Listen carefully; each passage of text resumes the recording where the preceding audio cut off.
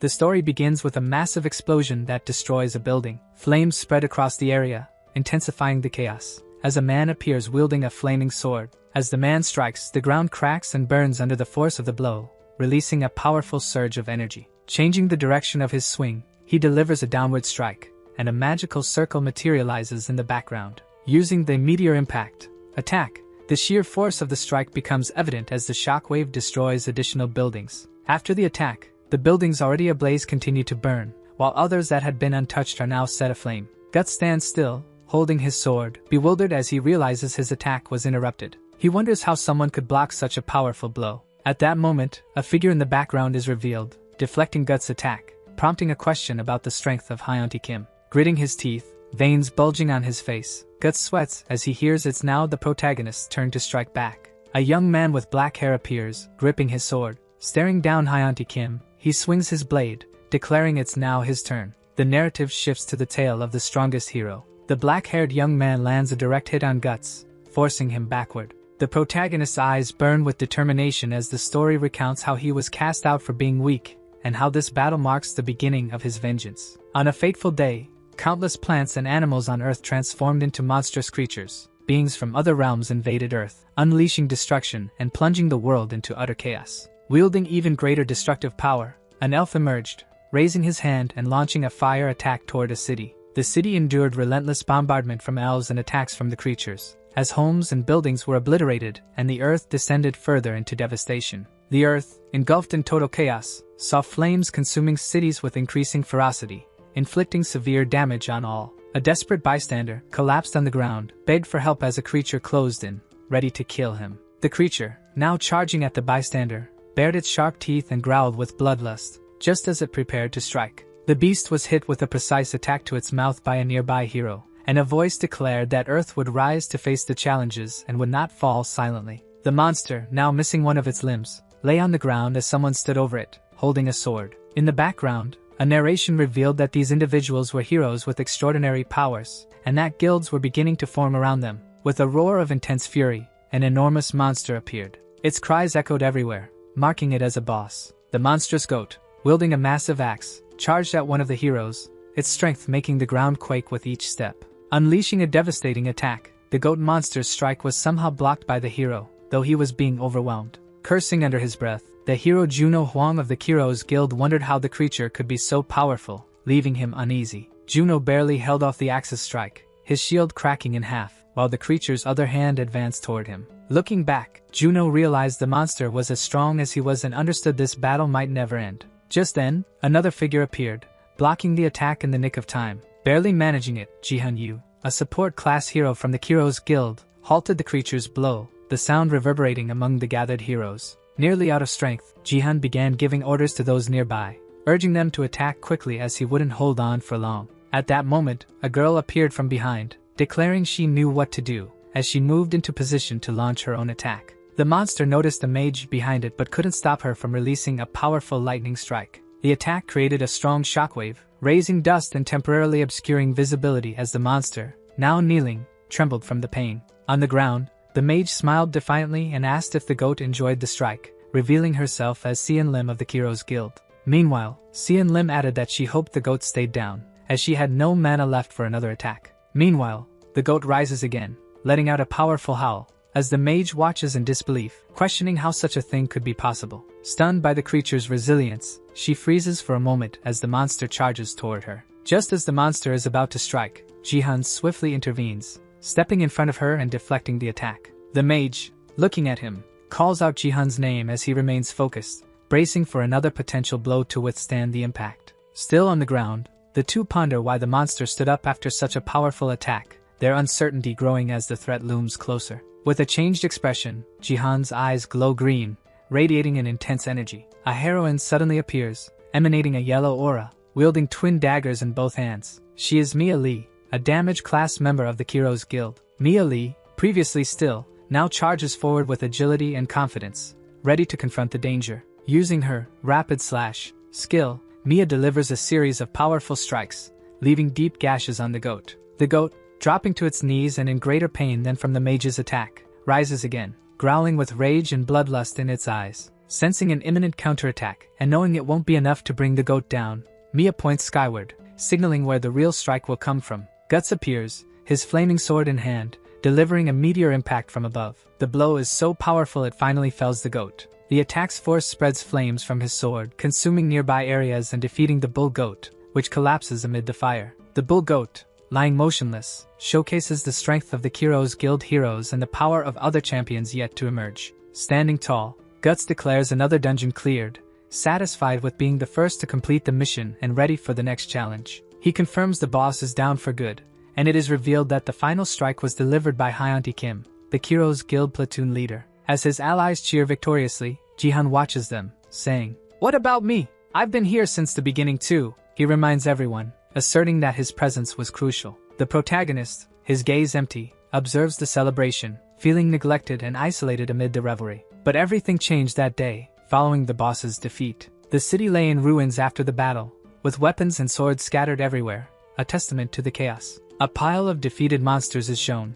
with red-haired Guts seated atop one, his sword resting across his body. Guts calls out to Jihan, locking eyes with him, and without much explanation, expels him from the guild. Jihan listens in shock to Kim's decision, unable to process what he just heard. A sudden downpour begins, as Jihan questions the reason behind it all. Still reeling, he walks through the city clutching his bag and phone as the rain intensifies. Checking his bank account, Jihan sees his reward amounts to just 10 million won. Disappointed, he stares at his earnings, lamenting that he worked like a dog for 7 years only to go unappreciated in the end. Head down and dazed, he recalls the words his former comrades spoke to him. Juno, the platoon's muscle, accused him of being a leech who took advantage of others in the team. Seon Lim mocked him for being too weak, claiming any rookie with proper training could surpass him. Mia Lee, with a cold stare, unhesitatingly said, "You're weak, Jihan." But the harshest words came from his leader, who declared Jihan a dead weight to everyone, especially the guild. Haunted by these painful memories, Jihan looks skyward, anger blazing in his eyes. Standing in the rain, his fists clenched and his expression sorrowful, Jihan wonders why he stayed with Kiros from the very beginning. What was it all for? Jihan Yu's story comes to an abrupt end as the rain continues to fall, with thunder rumbling in the distance. A lightning bolt seems to strike near Jihan, and suddenly, his eye glows with an intense green light radiating from within. Jihan begins to perceive green, grid-like lines around him, as if his vision has been altered by some unknown force. Staring at the green lines, Jihan quietly utters the name of his ability, a skill that only activates in rare moments. After being expelled from the guild, the protagonist spent days and weeks wandering aimlessly, searching for a new guild where he could rebuild himself. Seated at his desk, Jihan stares at his computer for hours, scouring for a new opportunity. Eventually, he focuses intently on the screen and announces that he's found a guild called Epic. Startled by what he sees, Jihan watches several windows pop up in front of him, calculating the guild's growth probabilities if he were to join. The odds are 99%, reminding the protagonist of his former companions' faces once again. Resolutely, he declares that with his abilities and the odds in his favor, he will do whatever it takes to succeed and achieve his revenge, no matter what. Meanwhile, the scene shifts to a cozy room lined with bookshelves and a steaming kettle on a table. A sofa and a table cluttered with instant noodle cups appear, accompanied by a weary sigh. At that moment, someone is shown sitting in front of a computer, visibly irritated, complaining about a power outage interrupting her noodle preparation. As the room remains dark, the woman is startled when someone abruptly opens her door. Still reeling from the sudden intrusion, her only reaction is to ask who it is. Jihan, drenched and breathless from the rain, mutters only one word: epic. With water dripping from his face and a pitiful expression, Jihan simply says he has come to apply to the Epic Guild and hopes to be accepted. Caught off guard by the sudden turn of events, the woman murmurs something about him joining the guild, still confused. A loud sound interrupts the moment as Jihan collapses,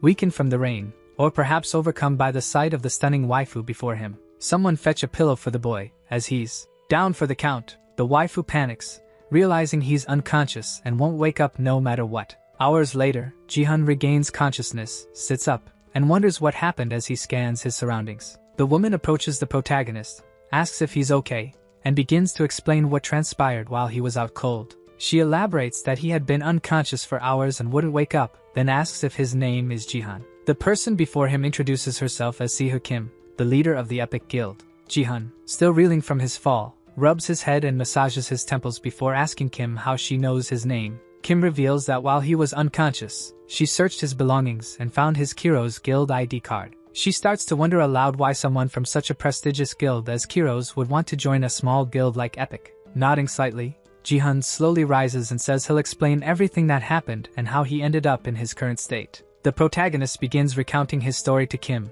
who sips her coffee, her gaze fixed on him. With a gesture of gratitude for his openness, Kim clasps her hands together in front of her, prominent features. Now seated with her coffee set aside, she thanks him again and says she's eager to hear more about his journey and what led him there. Placing her hands under her chin, Kim expresses her understanding of his situation but questions his decision to join such a small guild. Jihan, stunned, is momentarily at a loss for words and lowers his head in silence. However, he wonders if they'd believe him if he revealed the truth about his mysterious and unique ability. Perceiving his hesitation, Sihu gently remarks that he must have his reasons for holding back and offers her own story in solidarity. To this end, she removes her headphones and reveals she was born of a human and an elf, identifying herself as a half-elf. The protagonist freezes at the sight of her pointed ears, only able to repeat what she just said. She begins recounting the events of the otherworldly invasion of Earth, when the existence of different races became widely known. An elf with ketchup-stained hands is shown briefly, as she explains that among the most dangerous invaders were the elves. Holding a gaming controller in her hands, she acknowledges the elven blood that courses through her veins, blood from the same elves who massacred humans. She asks Jihan if what he's learned doesn't make him fear her or the elves responsible for the human slaughter, and whether he still wishes to join Epic. They locked eyes intensely, either willing to look away from the other. The protagonist noticed Kim's trembling hands and remarked that if she truly wanted to intimidate him, she should stop shaking like that. Jihan then stated that he had no issues with elves, pointing out that they were not so different from humans and shared many similarities. Surprised by his words, Kim immediately stopped trembling and stared at him, astonished. He smiled and added that only fools would discriminate against any race in the world after the invasion of Earth. The waifu with the notable assets blushed deeply, covering her face with her hands as tears rolled down her cheeks, making it clear she had developed feelings for the protagonist. She thanked Jihan for the conversation and promised to carefully review his application to the guild and contact him soon. After they expressed gratitude to one another, the staff resting on the table began to emit a faint glow. The light grew brighter, shining like a rare, unseen diamond, startling both of them. Kim, especially alarmed, questioned aloud what was happening with Frieren as the staff began to shimmer and move on its own. Kim explained to Jihan that this was Sylph, an elven elemental spirit that had been dormant for 12 years and had just awakened. The protagonist, baffled by her explanation, kept staring at the glowing green orb. When he finally asked why it was so close to him, a sudden flash of light engulfed him, like a magical flashbang. Kim panicked, running toward Jihan and yelling at Sylph to stop, though she knew it was already too late. The explosion caused by the spirit damaged nearby buildings, and the shockwave reverberated throughout the area. Sylph's light dispersed, illuminating everything around it before ascending to the sky, clearing the clouds, and revealing an incredible view. Inside the house, Kim sat on the floor, stunned by the interaction between the spirit and Jihan, unable to believe the outcome. As the dust settled, Jihan began radiating a powerful and intimidating aura. Kim, still in shock, declared that Sylph had made a contract with a human and began questioning why the spirit had chosen Jihan as its master. Our hero had gained a unique and rare ability of the elemental class, granting him the power to communicate with special beings and wield their abilities. In this world, heroes with unique abilities who form contracts with special beings are known as elementalists. These elementalists are rare and revered, each one a force capable of rivaling entire guilds. The first introduced is Luca Harrison from England, an elementalist of mist. Next is Malasai Soifua from Samoa, an elementalist of water. Finally, Abu Bakr from Egypt, an elementalist of sand. Each of these elementalists is a hero of unparalleled caliber, distinct from all others. And now, a new elemental hero has been born. Back in Kim's house, she remains on the floor following the explosion, while Jihan stands holding the glowing green sphere. Behind him, the silhouettes of the other elementalists destined to appear in his journey of vengeance loom faintly. Jihan's newfound ability is revealed to be mastery of wind. The scene shifts to the facade of Kim's guild as Jihan, bewildered, questions what just transpired. Sitting on the sofa, Kim explains and Jihan asks, "So you're telling me I made a contract with an elemental?" She confirms it with a nod. Kim elaborates on Sylph, stating that the spirit wields the power of wind. She also mentions that Sylph had a contract with her late mother, and wonders why the spirit chose Jihan. After hearing her explanation, Jihan hesitates and says he cannot accept it, asking if there's a way to break the contract. Kim informs him again that it is impossible. Once Sylph selects a master, there is no undoing the bond. She further reveals that the only way to sever the contract is through the death of the chosen master, leaving Jihan in utter shock. Jihan, overwhelmed, asks what he should do now. Kim crosses her legs and replies with a teasing smile. What do you mean by that? Standing up, she congratulates him for joining Epic and casually asks if he'd considered applying to another guild. The protagonist replies that he hasn't considered any other guilds and is only interested in joining Epic. Hearing this, Kim blushes and remarks that he has excellent judgment. The waifu with the notable assets smiles and promises to help him master Sylph's powers. Kim is startled by the sight before her as the protagonist eagerly says he just wants to test his new powers as soon as possible. Thrilled, the protagonist channels a green orb in his hand and declares it's time to head to an MA.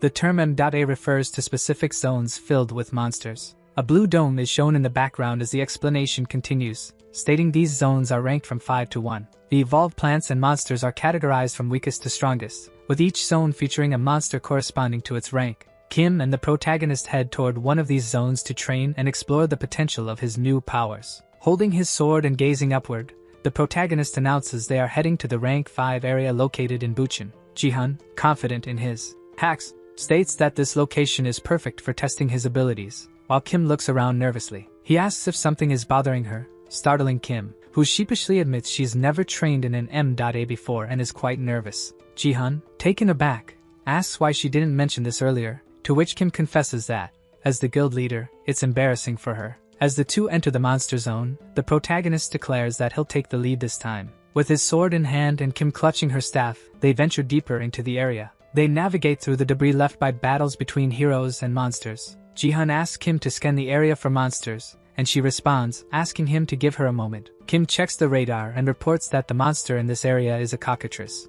She explains it was last spotted nesting in the area, and 2 weeks ago, news reported a truck overturning, leaving its offspring scattered everywhere. Drawing his sword, Jihan remarks that these monsters are perfect for testing his new abilities. With fallen buildings surrounding them and destruction dominating the landscape, the scene transitions to a narration. This is a war zone, a place where blood spills and flesh tears, where fear takes hold. Realizing they're alone, Jihan states, "Since it's just the two of us, I'll have to play both tank and damage dealer." Kim senses something off about the area. The pair continue walking until Kim detects movement coming from a nearby parking lot. A cockatrice is spotted behind a car snacking on its afternoon meal. The monster notices them but doesn't drop its meal, instead spreading its wings wide. Both Kim and Jihan feel an immense pressure emanating from the creature and ready themselves for whatever might come next. Jihan quickly instructs Kim to guard his back while he engages the monster head-on. The creature takes a single step, its sheer weight causing the ground to tremble. It charges at them, raising a massive claw to strike,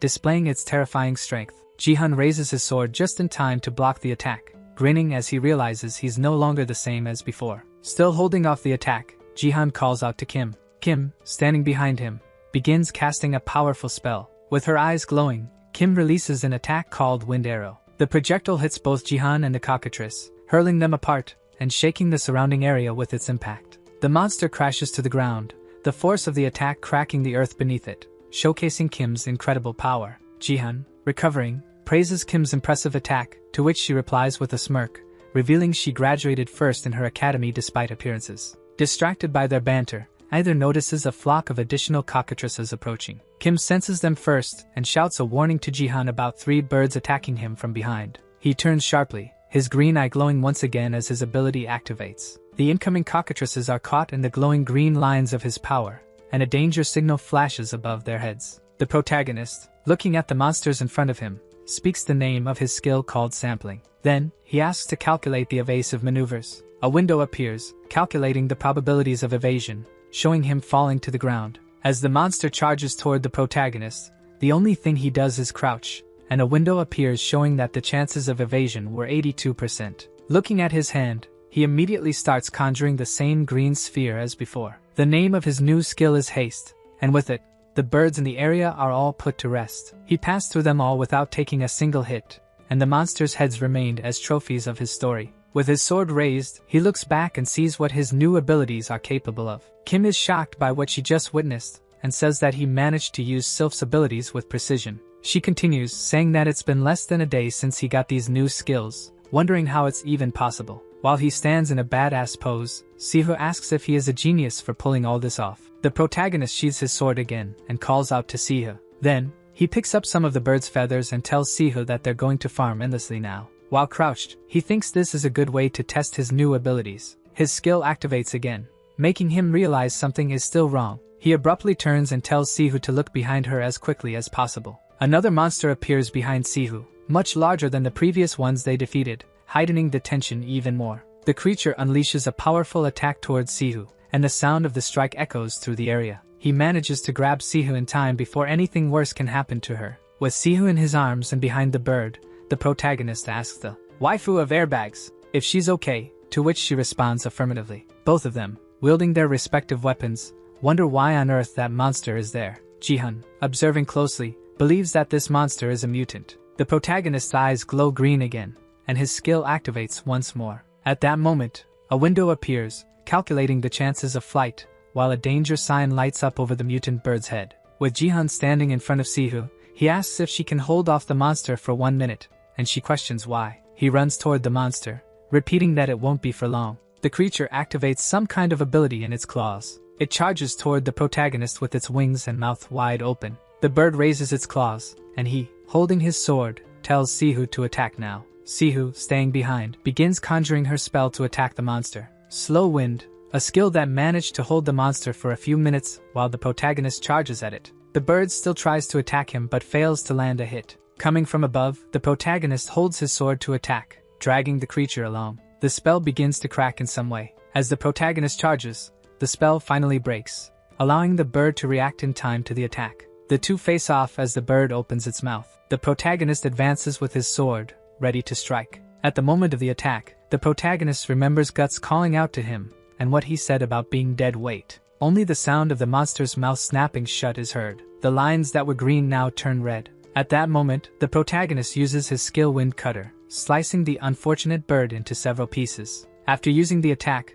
the protagonist begins to fall slowly toward the ground. Even the scenery changes, and someone's legs are shown. Now, their face is revealed along with the person saying, "What do we have here now?" The muscular man in a Hawaiian shirt is surprised by what he's seeing and says he didn't know there was another elementalist. His name is Do-ha Yun, from Korea, and he possesses earth elemental powers. A new scene is revealed, showing a destroyed city with partially demolished buildings. The focus shifts to a devastated area filled with rubble as a gust of wind sweeps through, creating a gloomy and desolate atmosphere. A structure begins to collapse, sending debris falling and spreading dust, while the scene becomes even more chaotic. A giant monster with glowing red eyes and sharp teeth emerges from the ground, with chunks of rock flying around it. Other red monsters appear, destroying more houses and buildings nearby. However, these are equipped with armor. A character appears, shouting for the worms to come at him while unleashing a blue explosion of energy. The same character from before now activates his provoke ability and strikes one of the worms,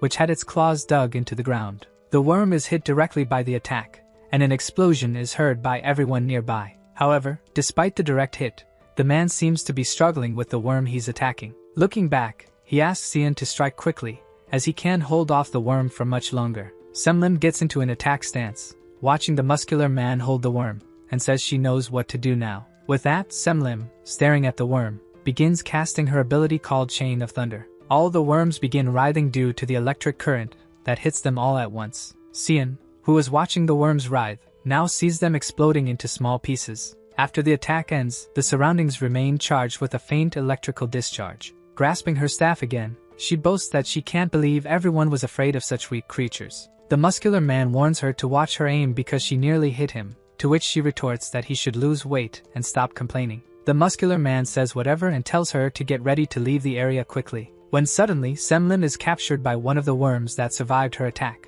She questions if she missed one and asks Jihan to cover her from the worm's incoming attack. With a frightened look, she remembers that Jihan is no longer in the guild and that no one is there to help her at that moment. Cian, who is scared, notices someone tearing through the skies and landing a powerful attack on the remaining worm. With Semlin shocked by the attack, we see that the one who delivered it was Guts, with his red hair. Striking a badass pose while leaning on his sword, Cian calls out his name and feels relieved to have been saved. The battlefield is shown, littered with the bodies of the worms killed by the heroes of the Kiro's Guild. Semlim and the muscular man are leaning against a low wall to rest, with her complaining that she can't hold on much longer. The muscular man says the monsters were different from normal, and that one of them seemed like a very strong mutant. Cian disagrees, saying none of those monsters were actually mutants or anything like that, and that they were all weak. Guts appears in front of the two and says there was nothing unusual about them, they were just giant worms. Clenching his fists in anger, Guts demands an explanation. Punching the wall, Guts asks why they couldn't defeat them. The muscular man and Semlim are left in shock and try to explain that it wasn't exactly like that, while someone appears in the background. The two, still stunned by Guts, look to the side and are even more shocked. Mia Lee, covered in ketchup, approaches them, holding her dagger and glaring angrily. With a murderous look and ketchup stains, she declares that District 2 has been cleared. Guts, turning around, calls her name and reminds her that he told her not to overdo it. With veins bulging on his forehead, Guts sternly reminds her that there's no one left to protect her anymore. She stares back at him and replies that she knows and doesn't need to be reminded. The muscular man says the protagonist's name and wonders what happened to him, as they haven't seen him since the last time. For some reason, Guts becomes angry, throws his hands up, and tells them not to be lazy. As he storms off angrily, he reminds everyone that Jihan was nothing but dead weight, and says they don't need someone like him in the squad. The scene shifts, and the protagonist appears, radiating immense energy while cultivating his power among the ruins. In the background, Kim is shown, trembling with fear as she observes the aura and energy emanating from the protagonist. In her thoughts, she notes that the protagonist managed to defeat that mutant monster alone and wonders what kind of monster he is. He looks confident in his new abilities and gazes at the horizon, with one of his eyes glowing green as always. Someone seems to be walking toward where the protagonist and the waifu are. This person questions whether the two of them really managed to kill a mutant on their own. The person gives a sinister smile while holding their backpack and says this must be their lucky day. The waifu with the big airbags runs toward the protagonist, seeing the sliced up flesh, and asks if he's okay. Before he can say anything, Jihan collapses to the ground, and the waifu rushes faster to try to help him avoid getting hurt by the fall. She sets her staff aside, cradles Jihan in her arms, and pleads with him to say something and not leave her alone there. Sihu hears Jihan calling her name, looking deeply concerned. With a smile on his face and a deadfish gaze, he says they still need to get on with their endless farming. Sihu, disgusted by Jihan's words, becomes angry with him. She drops him onto the ground, saying she thought he was injured or worse. While both of them remain on the ground, Sihu asks if all that meat isn't too much for the two of them to collect, and the protagonist agrees that she has a point. The guy shown earlier now appears behind them and says he can help with that. He takes off his ski goggles and greets the waifu and the protagonist. With his eyes closed, he introduces himself. His name is Saim Jang, also known as Sashimi, and he's the one who runs the monster cleanup service. The waifu asks, puzzled, as she wasn't aware such a thing existed. The protagonist explains to her that these people are professionals who specialize in handling these tasks. However, the protagonist, not being naive, asks Sashimi what he's doing in an MA. Sashimi explains that because his company is new, he has to work harder than others to make a profit. Sashimi then asks the protagonist if he can take care of all the cockatrice cleanup. Sihu is happy that someone showed up at the exact moment they needed help with this, but the protagonist is suspicious of something and says nothing. Sashimi, leaning against his bag, waits for their response, but the protagonist thinks there's something shady about him. Sashimi puts on his gloves and says he'll examine the monster carcasses first. Touching the carcasses, he remarks that they're all of good quality and that the cuts are clean and the right size. Sashimi says that with the quality of the carcasses, they could fetch an excellent price for all of it. Sihu is overjoyed by what she's just heard, saying they'll finally be able to move to a bigger place. Sashimi, with a malicious grin, says he'll let them keep the rest, but Sashimi places his hand on a glowing purple stone left behind by the mutant. Holding the stone in his hand, Sashimi gives a sinister look, thinking that he's keeping the real prize for himself. It is now explained what the glowing purple stone is. It's a mana crystal that can only be found in mutants, and it's worth a fortune. A bunch of rocks starts forming around Sashimi, and he wonders what the hell is going on. The waifu and the protagonist assume combat stances, wondering what's happening, while Sashimi is restrained by the rocks. Sashimi cries for help, offering to give the mana crystal back to them. Panicking, Sashimi hears someone say that this is why they can't stand swindlers like him and asks if he knows that stealing is wrong.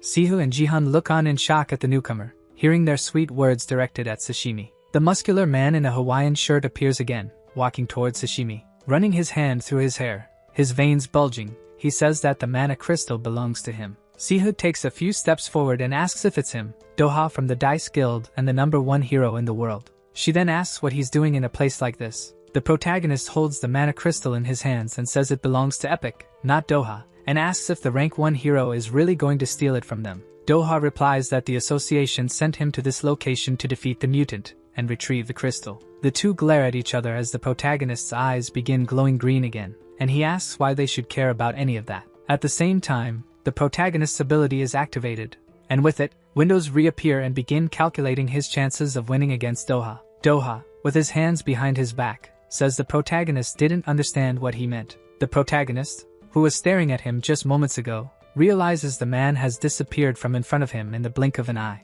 Doha appears behind the protagonist and says that wasn't a question, it was an order. The protagonist takes a slap to the face while wondering how Doha moved so quickly. With little time to react, Jihan finds himself cornered and accepts that his face is about to be smashed into the ground by Doha. The muscular man in flip-flops presses Jihan's head harder into the ground, reiterating that it wasn't a question. The protagonist looks at him with a face that says he's ready to fight back, and Doha calls the protagonist his new elementalist. Doha drives the protagonist's head into the ground. Sashimi, horrified by what he's witnessing, starts thinking that, out of all the heroes who could have come, this one is the worst. A narration continues, explaining who this person is. He is Doha, owner of the Dice Guild and one of the top 5 heroes in the country. Doha is an earth elementalist, and the only one with such power. He is the hero with divine powers. Kim readies her staff and tells Jihan to get out of the way. Doha tells Kim that it would be smarter for her to stay out of this fight. He continues, saying that one wrong move and Jihan will go from king of the hill to crushed. Kim realizes there's not much she can do in this situation and just pouts, knowing he's not bluffing. Jihan, enraged, slams his hands against the ground. He asks Doha if he really thinks he can kill him. The protagonist, furious, declares that Doha will be the one to die here. Jihan uses his wind bomb ability and pushes Doha away. Doha defends himself from the attack but is still sent flying. Doha asks what the hell just happened while being dragged backward. He continues thinking he was sure he had crushed the protagonist into the ground. Doha reflects that the protagonist always has a trick up his sleeve, while Jihan begins to stand up. Doha explains how the protagonist managed to survive after being slammed into the ground. Jihan summoned his elemental and made it absorb the impact. Additionally, he hid the elemental for a potential counterattack. The protagonist, battered despite managing to defend himself, hears Doha call him an amusing guy. The protagonist's ability activates again, and a window appears, calculating the probability of continuing to manipulate the elemental. The death probability is 95%. Looking at Doha, the protagonist thinks that he poured all his mana into that attack,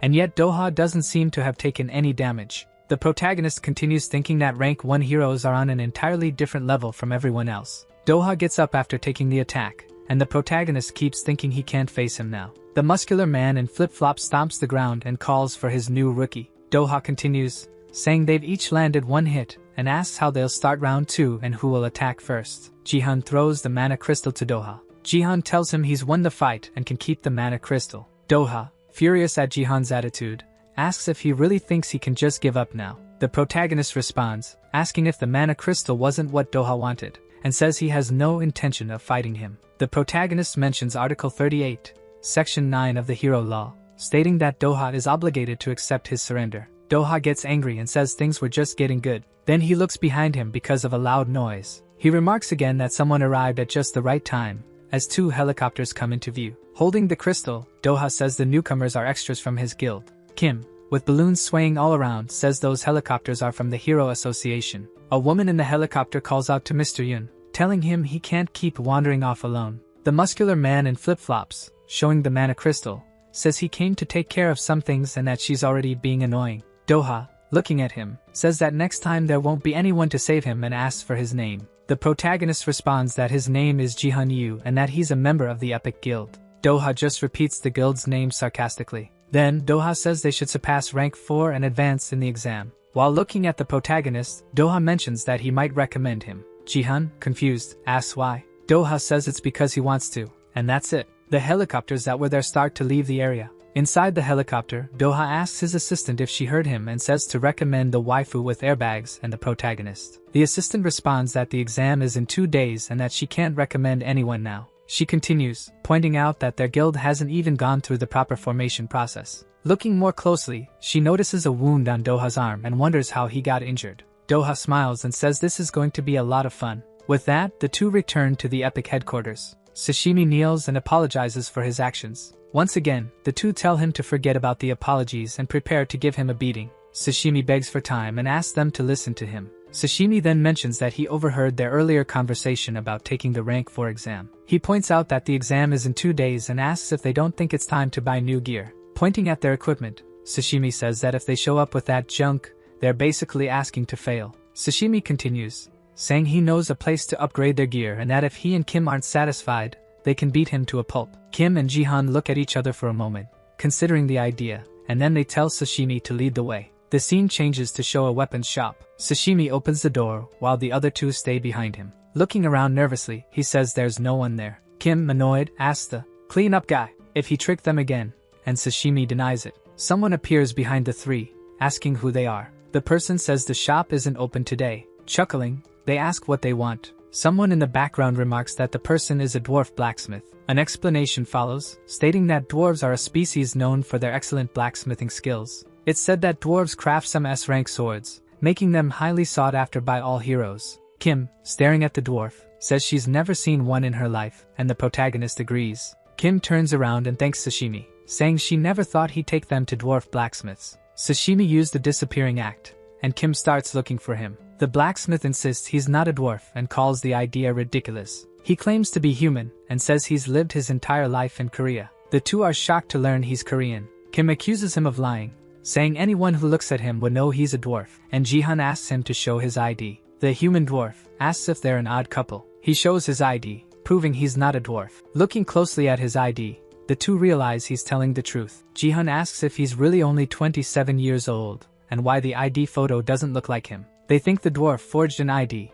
and Jihan asks Sihu to call the cops. The waifu gets angry, realizing they'd been tricked by Sashimi again, and tells her to call the police already. The human remnant is looking at something and notices something interesting. He asks if he can look at the protagonist's sword for a moment, and Jihan asks why his sword. The dwarf, holding the protagonist's sword, says it's been a long time since he's seen a blade with such scratches. The human remnant asks if the protagonist is a wind elementalist. Jihan asks how he knows that. The human dwarf says any first-class blacksmith can immediately identify a hero's class. And the remnant of humanity continues to say that, unfortunately, that sword wasn't strong enough to handle the power of an elemental. The dwarf asks for a moment, and says he will craft the perfect weapon for an elemental. The dwarf says he found a sword that can withstand any type of elemental power. The sword is now in the protagonist's hand, and the dwarf reveals the sword's name, Hoyol-nam. Kim comments that the name is terrible for a sword. After their meeting with the dwarf, the day of the exam arrives in the blink of an eye. Someone is seen opening the door handle. The waifu with airbags and the protagonist arrive at the exam location, where many others are already present. Kim tells the protagonist there are a lot of people here. In his thoughts, the protagonist notes that it's been a long time since he took a rank 4 exam, especially after leaving the Kiro's guild. Someone behind the protagonist calls him a loser. As the protagonist walks by, some bystanders talk about his expulsion from the Kiro's guild and can't believe he's trying again. Another person says if they were in his shoes, they would have quit being a hero by now. Kim whispers in the protagonist's ear, asking if they're talking about him, and he simply tells her to ignore it all. Jihan remembers Doha and feels relieved, thinking that no one seems to know what happened in Bucheon. He resolves to do his best. Someone commands everyone to shut up. They say everyone there is making way too much noise for people about to take a pathetic rank 4 exam. They add that it's time for a reality check. Then, looking at someone, they state that everyone present is mediocre and none of them are special. Someone approaches the protagonist very closely. This person, staring at the protagonist, says they are not up to standard. That person is Yunski Bang, also known as Seong Bang. The protagonist's eyes begin to glow again as he curses Doha in his thoughts. Sekwon Tang asks if the protagonist agrees, and a window appears calculating his chances of passing the exam. Jihan thinks Doha only recommended him to ensure he would fail. Doha is opening a cookie when someone calls out to him. His assistant appears and says she sent the recommendations he requested, to which he responds that it was fast. However, the assistant says she came across something strange. She asks Doha why he chose Seong Bang as an evaluator. The scene shifts, and now, inside a rank 4 exam room, a noise is heard. Two people appear, one of them holding a sword. Sekwon Tang stands in the middle, waiting for the attack from 3 extras. He stares intently at each one of them. Sekwon Tang then states that everyone there rushed at their opponent without even knowing their weaknesses or having a strategy. He declares it's showtime and sends all 3 attackers flying away. On top of that, he crushes their spirits by saying they're nothing but amateurs. The 3 extras fall, leaving only Seong Bang standing. A window appears, announcing that Group 12 has been disqualified. 3 people behind a one-way mirror are shown, with one of them exclaiming, "Damn!" 2 people are shown from behind, one of them questioning if this isn't a bit excessive. The woman says that at this rate, no one will pass. The user of a defective brain mass says it's no surprise, as rank 5 heroes are nothing more than ordinary citizens. His name is Hansak Kim, a rank 4 evaluator. The other person is Hyano, also a rank 4 evaluator, who questions what they'll report to their superiors. A hooded man tells them to focus on the last group. His name is John Usil, another rank 4 evaluator. Someone says they'll finally get to see the epic guild. The user of a defective brain mass says he knows. He adds that this guy is the one Doha recommended for the exam, and everyone else there are members of the Dice Guild. Kim and the protagonist head toward the exam room, while someone comments that they're in for a reality check. Holding their respective weapons, the two finally enter the room. The user of a defective brain mass remarks that the protagonist looks tough but lacks flexibility. He continues, stating that Seonk Bang is the leader of one of the guild's squads. The system appears and welcomes them to the rank 4 exam room, informing them that in the next 5 minutes, they will have the chance to fight Seonk Bang. The only requirement to pass is that you successfully defend yourself against the evaluator, or that the evaluator surrenders. The waifu with the airbags questions how 2 people could possibly land a hit on an evaluator. As Seonk Bang emits an intense aura, the protagonist wonders how he managed to handle those people alone, and how he doesn't even have a scratch. Jihan asks Sihu to cover him, just like they did in the MA, and Sihu responds, "Alright." With that, he activates his abilities and says this fight will be a bit tougher than the others. As the two prepare, the system appears and announces that the fight is about to begin. Seokwan Tang, with little effort, delivers a kick straight to the protagonist's chest, and he barely manages to block it. He says it wasn't fair since Seokwan attacked as soon as the fight began. An explosion occurs in the midst of the fight. Kim, worried about Jihan, is about to get a dental plan as a freebie. Seokwan Tang's punch seems to have hit something other than Kim. Seokwan Tang wonders what happened. A barrier had protected the waifu.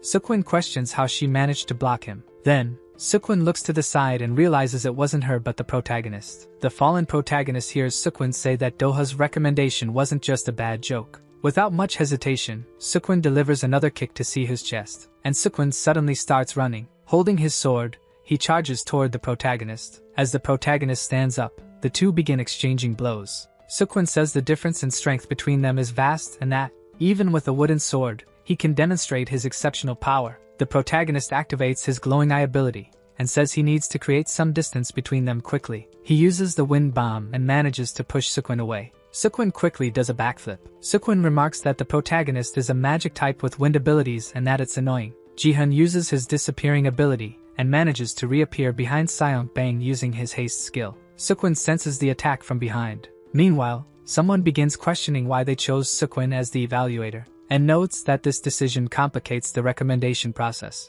The assistant says this will only make things harder for Epic. Doha remarks that Seokwan is the only swordsman he knows capable of cutting through wind. Then, Seokwan is shown with a crazed smile. He uses his skill, Rapid Attack Art, cutting whirlwind. Jihan is sent flying, coughing up ketchup all over. With Seokwan standing tall and the protagonist on the ground, Jihan admits he isn't moving at the speed he wants. Still spitting ketchup, the protagonist thinks about how he's recovering from the fight against the mutant and Doha, and how, on top of that, his sword has started draining even more of his mana. Seokwan, looking at the protagonist, says this is the best he can do, even with Mr. Yun recommending him. As he declares that he'll disqualify the protagonist, Sihu appears from behind, using her attack. She tells Jihan to get out of the way. Her attack manages to push Seokwan away from the protagonist. After the attack, she stands in front of the protagonist, holding her staff, and says she'll handle the rest. She thinks she can't keep hiding behind the protagonist forever, and that there must be something she can do. Seokwan says he doesn't have time to play with weaklings like her,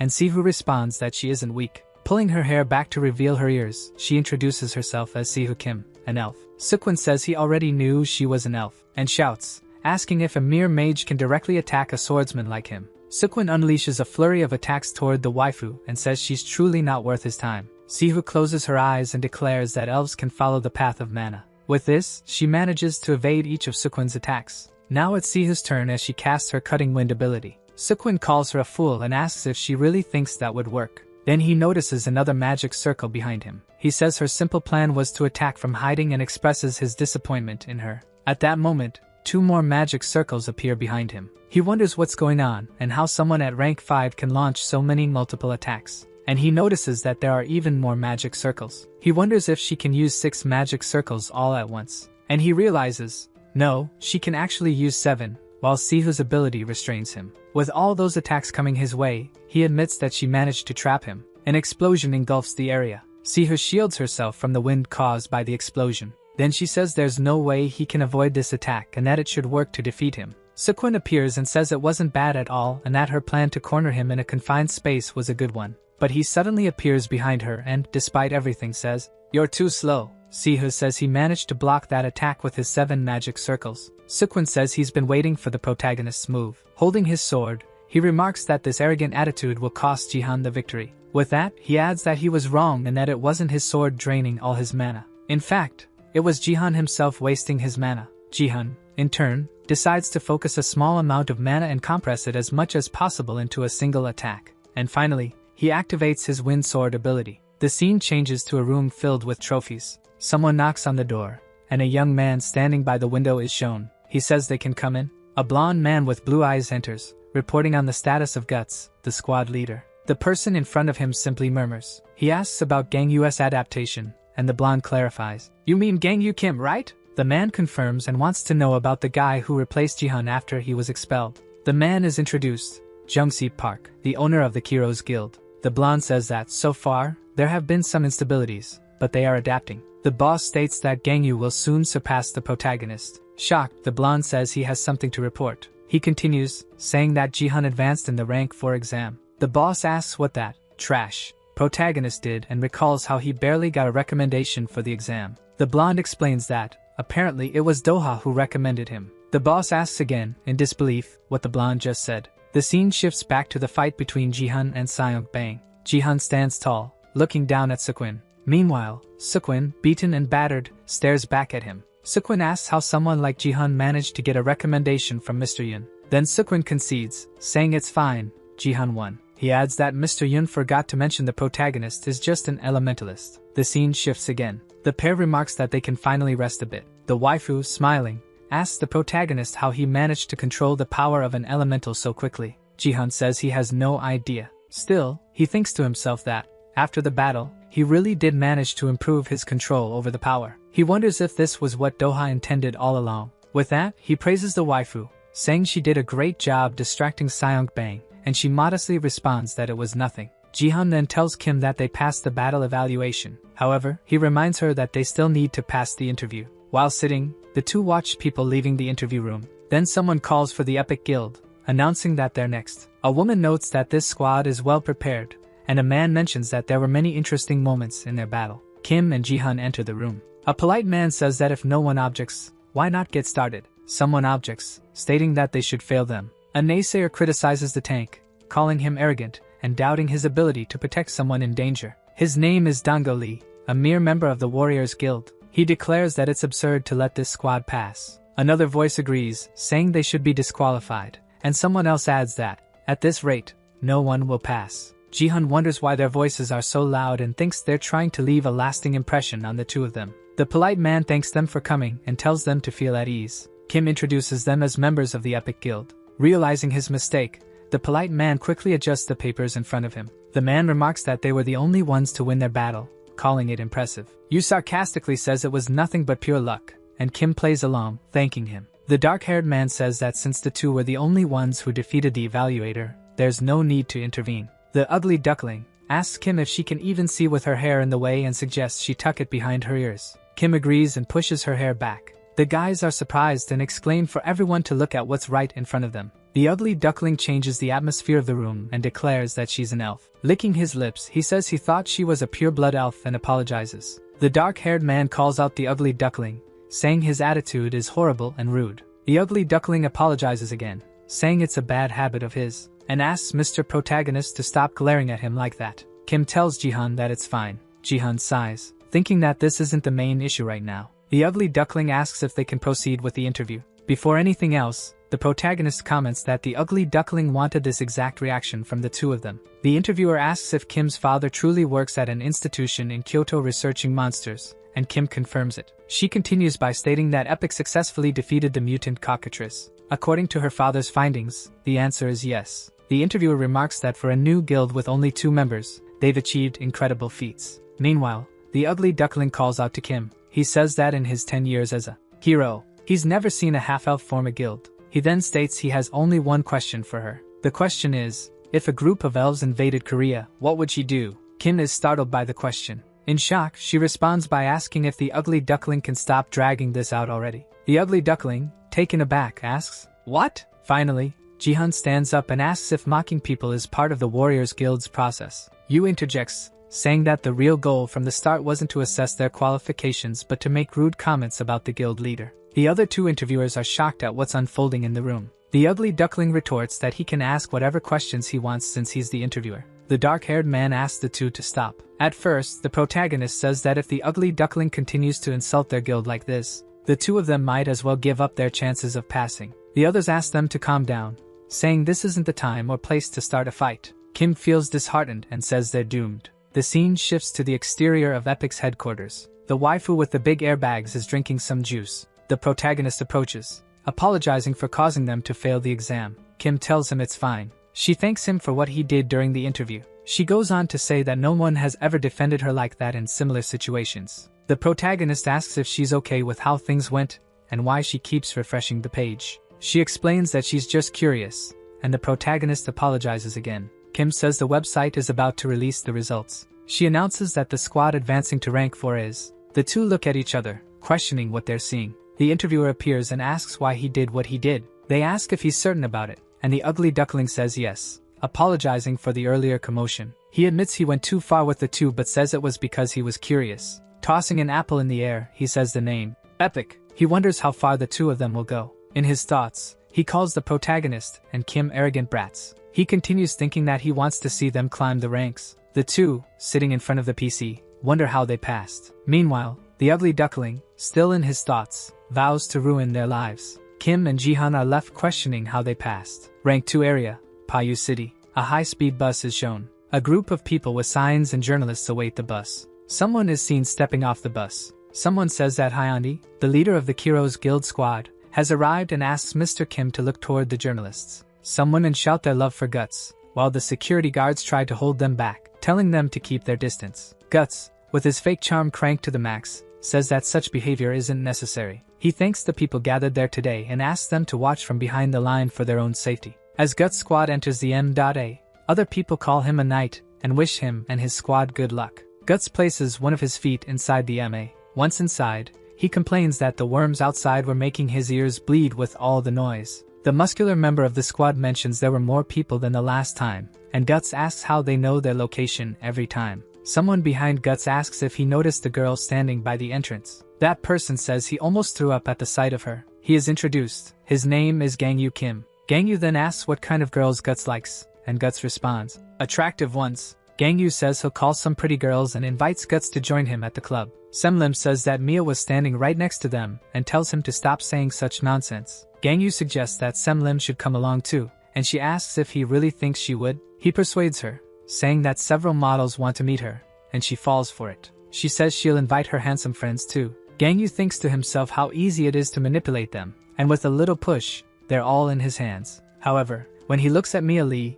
he realizes it's different with her. He can't figure out what she's thinking. Mia Lee asks what's wrong, and he averts his gaze, saying it's nothing. In his thoughts, he decides he'll need to keep a closer watch on her. Guts hears a footstep and turns around. 3 people are shown, and one of them greets Hyundi Kim. The person in front says it's been a while since he last saw Guts in an M.A, and Kim replies it's been a few months since the last time. The man asks about the other member, and Guts asks, who? The man clarifies, the guy who used to carry your bag. The ever-lying Guts claims the other guy quit and that the current one is his replacement. Gangyu introduces himself as the squad's support. Scarface asks if that's true and says it's a shame, prompting Kim to ask why. Scarface explains that about a year ago, Jihan saved them. He says the way the protagonist moved was something else, and he doesn't understand how Jihan managed it while just carrying a bag. Scarface then says that if Jihan ever shows up looking for a guild, they should let him know, as he'd be happy to take him into theirs. The two bid farewell and go their separate ways. Guts, furious, hears someone ask if the protagonist was really that good.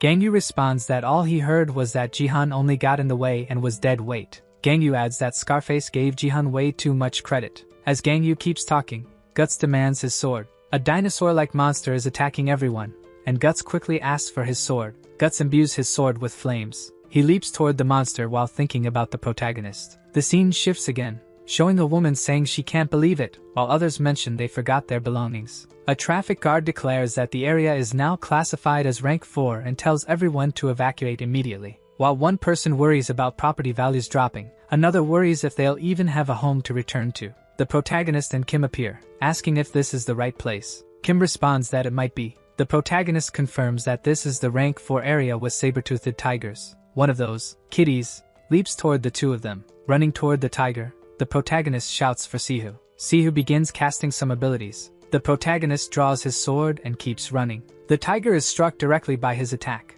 The poor tiger is split in two. Kim says she wasn't sure they were ready for a rank 4 area and thought the monsters would be stronger, to which the protagonist replies that the mutant they encountered earlier was a rare case. Kim asks how they'll get the tiger's body down to the first floor, and the protagonist suggests calling a cleaning service. Someone screams for help. Sihu says it's a civilian who didn't evacuate, and the scratch tells them to hurry up. However, the protagonist finds that voice familiar, as if it belongs to someone he knows. Appearing beside them, the protagonist says they are heroes from the Epic Guild and asks if everything is alright. Sashimi shows up, pleading for them to save him from the kitten. Kim recognizes him and says, "It's the cleanup guy. The kittens are now all eternally resting." Sihu remarks how lucky it is to find him there, and says this must be destiny. She asks if he agrees, and Sashimi responds that he just needed to use the bathroom and didn't know they were going to close the area. Jihan says he'll let it slide this time since Sashimi got them good equipment, and Sihu comments that Jihan is so kind-hearted. With that, the protagonist asks why Sashimi doesn't officially join their guild as the cleanup guy. Sashimi asks why it has to be him. The protagonist explains that despite the unfortunate incident, he still trusts Sashimi, and Sashimi assures them they can leave all the bodies to him. Sashimi runs toward the building, repeating that they can leave all the bodies to him. Sihu asks if he's going to trick them again, and the protagonist reassures her that he won't, adding that they need his work regardless. With that, he suggests they leave since everything is settled. Someone suddenly appears, yelling for the heroes to stop killing innocent creatures. "Stop the cruelty against creatures." This person goes on, saying that creatures deserve respect and are living beings just like everyone else. They shout even louder for everyone to respect all life. Sihu asks if these people are part of an activist group, and Jihan answers that they belong to the IUPC. He explains that they're an organization advocating for the coexistence of monsters and humans. As the two discuss, they note how protests around the MA areas have been increasing lately. Sihu asks if Jihan agrees with this ideology, and he firmly responds, "No way," calling it ridiculous. Even after seeing heroes being killed by the monsters they defend, he questions if they'd still stand by their argument. A security guard says they can't enter this area, and a bystander tells them to hurry up and save their friends, the creatures. The guard says they managed to break through the barrier. The bystanders exclaim, "Here come the heroes! Don't let them escape!" Sihu and Jihan find themselves surrounded by activists. Jihan wonders what these people are doing. A crazed protester yells, asking everyone to look at the creatures. She continues, questioning how heroes can be so cruel. Another protester apologizes to the creature and says, "How can heroes call themselves saviors? They look more like murderers." The protagonist doesn't understand the civilian's frustration and wonders if the association will help with this issue. Doha appears and demands that they move out of the way. He says, "If everyone is done with their business with that kid," the protagonist turns around and asks, "Who the hell are you?" Doha sarcastically responds, "Me?" and says he's the guy the protagonist hates the most. Doha then uses his skill to create a giant wall of earth. He smirks at the protagonist and asks, "So what now?" Doha, after creating the massive wall, stands silently, observing everyone present. Someone calls him Earth Dragon. Others call him a clown. In the West, he's known as the Earthquake Man. Doha releases a small amount of his power and declares that he prefers to be called Bad Boy. One of the bystanders, terrified, exclaims, "The bad boy Doha Yun," while another asks, "What's the rank 1 hero doing here?" Jihan mutters, "Why this guy again? He loves showing up out of nowhere." He also wonders if Doha doesn't have anything better to do. Doha then tells everyone to leave quickly, and orders them to go to hell. Doha calls out for something, and an explosion occurs. This time, a dragon appears beside Doha. Jihan, alarmed, wonders what it is and says, "Is that really an elemental?" The dragon is introduced as Mumu, a Terra elemental. Doha commands the dragon to restrain the people present. Earthen whips lash out toward the bystanders. All of the protesters are ensnared by the whips. One by one, they are lifted into the air. Jihan then urges Sihu to leave quickly, but someone says a certified hero can't just run away like that. Sihu complains that they can't leave. Jihan reflects on how absurd Doha's level is since he managed to capture all the protesters without injuring anyone.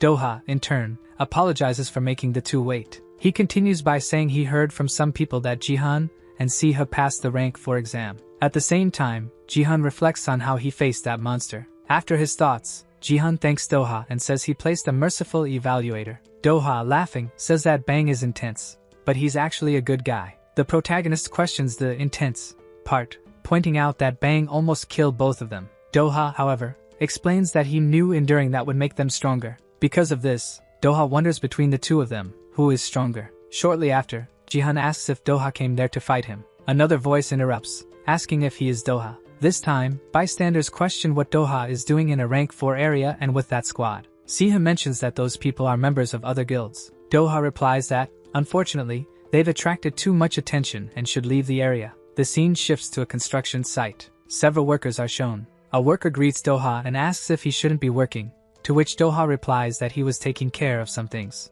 In his thoughts, Jihan notes that this is where the Dice Guild operates, and that there are many people working there. In summary, Doha explains they are expanding the training area and asks for patience with the noise, to which Jihan responds it's no problem. Finally, the guild building is shown. The three enter the building. Inside, Jihan remarks that the place feels as empty and calm as a coffee shop. He adds that he hasn't heard a sound since leaving the construction site outside. Sihu, however, is surprised they managed to cover a building like that with such a high level of mana and says it's expected of a major guild. Jihan asks if it's really that strong, and she confirms, explaining that maintaining a barrier like that likely costs around 20 billion won. Jihan then asks if a guild can really earn that much. A woman appears, thanking them for noticing. The woman asks if Sihu is interested in mana barriers and compliments her for estimating the cost so accurately. The woman introduces herself as the vice leader of the Dice Guild, Jaegyang Park. After her introduction, the protagonist asks if she's really the guild's vice leader. Sihu then comments that she thought Jaegyang was just an assistant or something.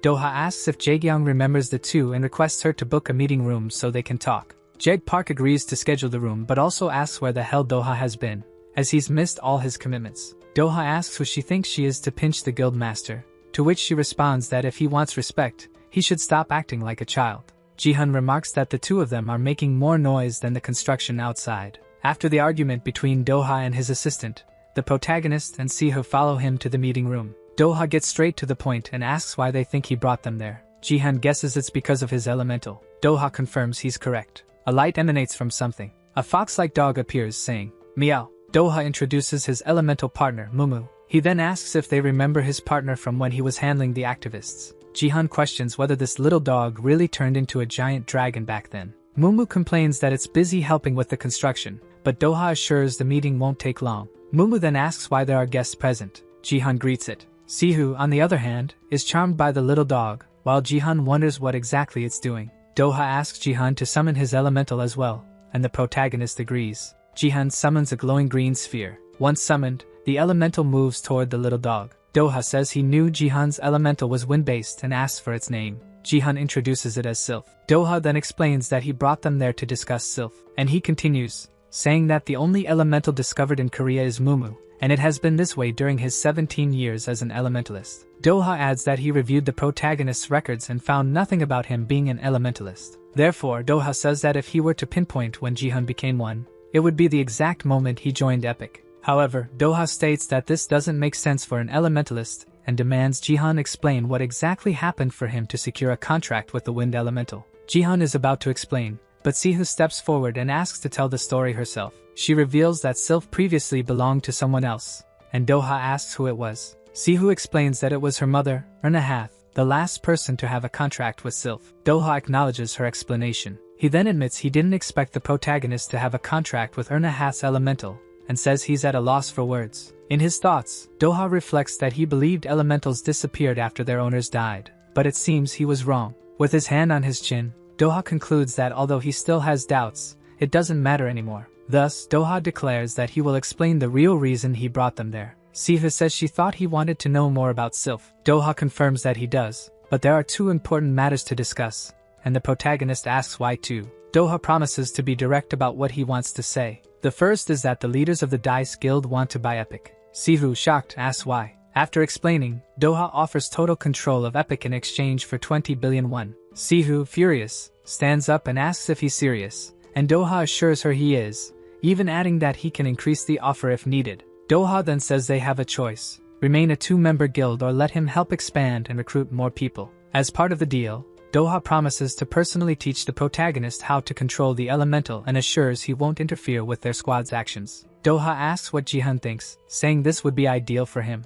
Sihu, overwhelmed, admits it's a generous offer but says she didn't expect it. Doha tells them to take some time to consider. Before Doha can request a quick decision, Jihan responds that he won't accept. Doha, stunned by his response, asks, "What?" Jihan firmly declares that Epic is not for sale, now or ever, leaving Sihu speechless. A bag is slammed to the ground. Sashimi appears in the area where the activists are restrained and asks what the hell happened there. He announces that he finished his work but doesn't see Jihan anywhere. Excited, Sashimi says he was eager to share and show the protagonist what he managed to achieve. After shifting to Sashimi's perspective, the story returns to the negotiation between Jihan and Doha. Jihan tells Doha that he can double the offer as much as he wants, and it still wouldn't be enough because, like Dice, Epic will also become a large guild in the future. Hearing these words, Doha's expression immediately darkens. Then Sihu, who had been silent until now, asks Jihan who gave him the right to decide what to do. While Sihu cries and strangles the protagonist, Doha bursts into laughter, and he continues laughing even harder. After his hysterical outburst, Doha says that such ambition is far too great for a two-person guild and that he didn't expect Jihan to be so arrogant.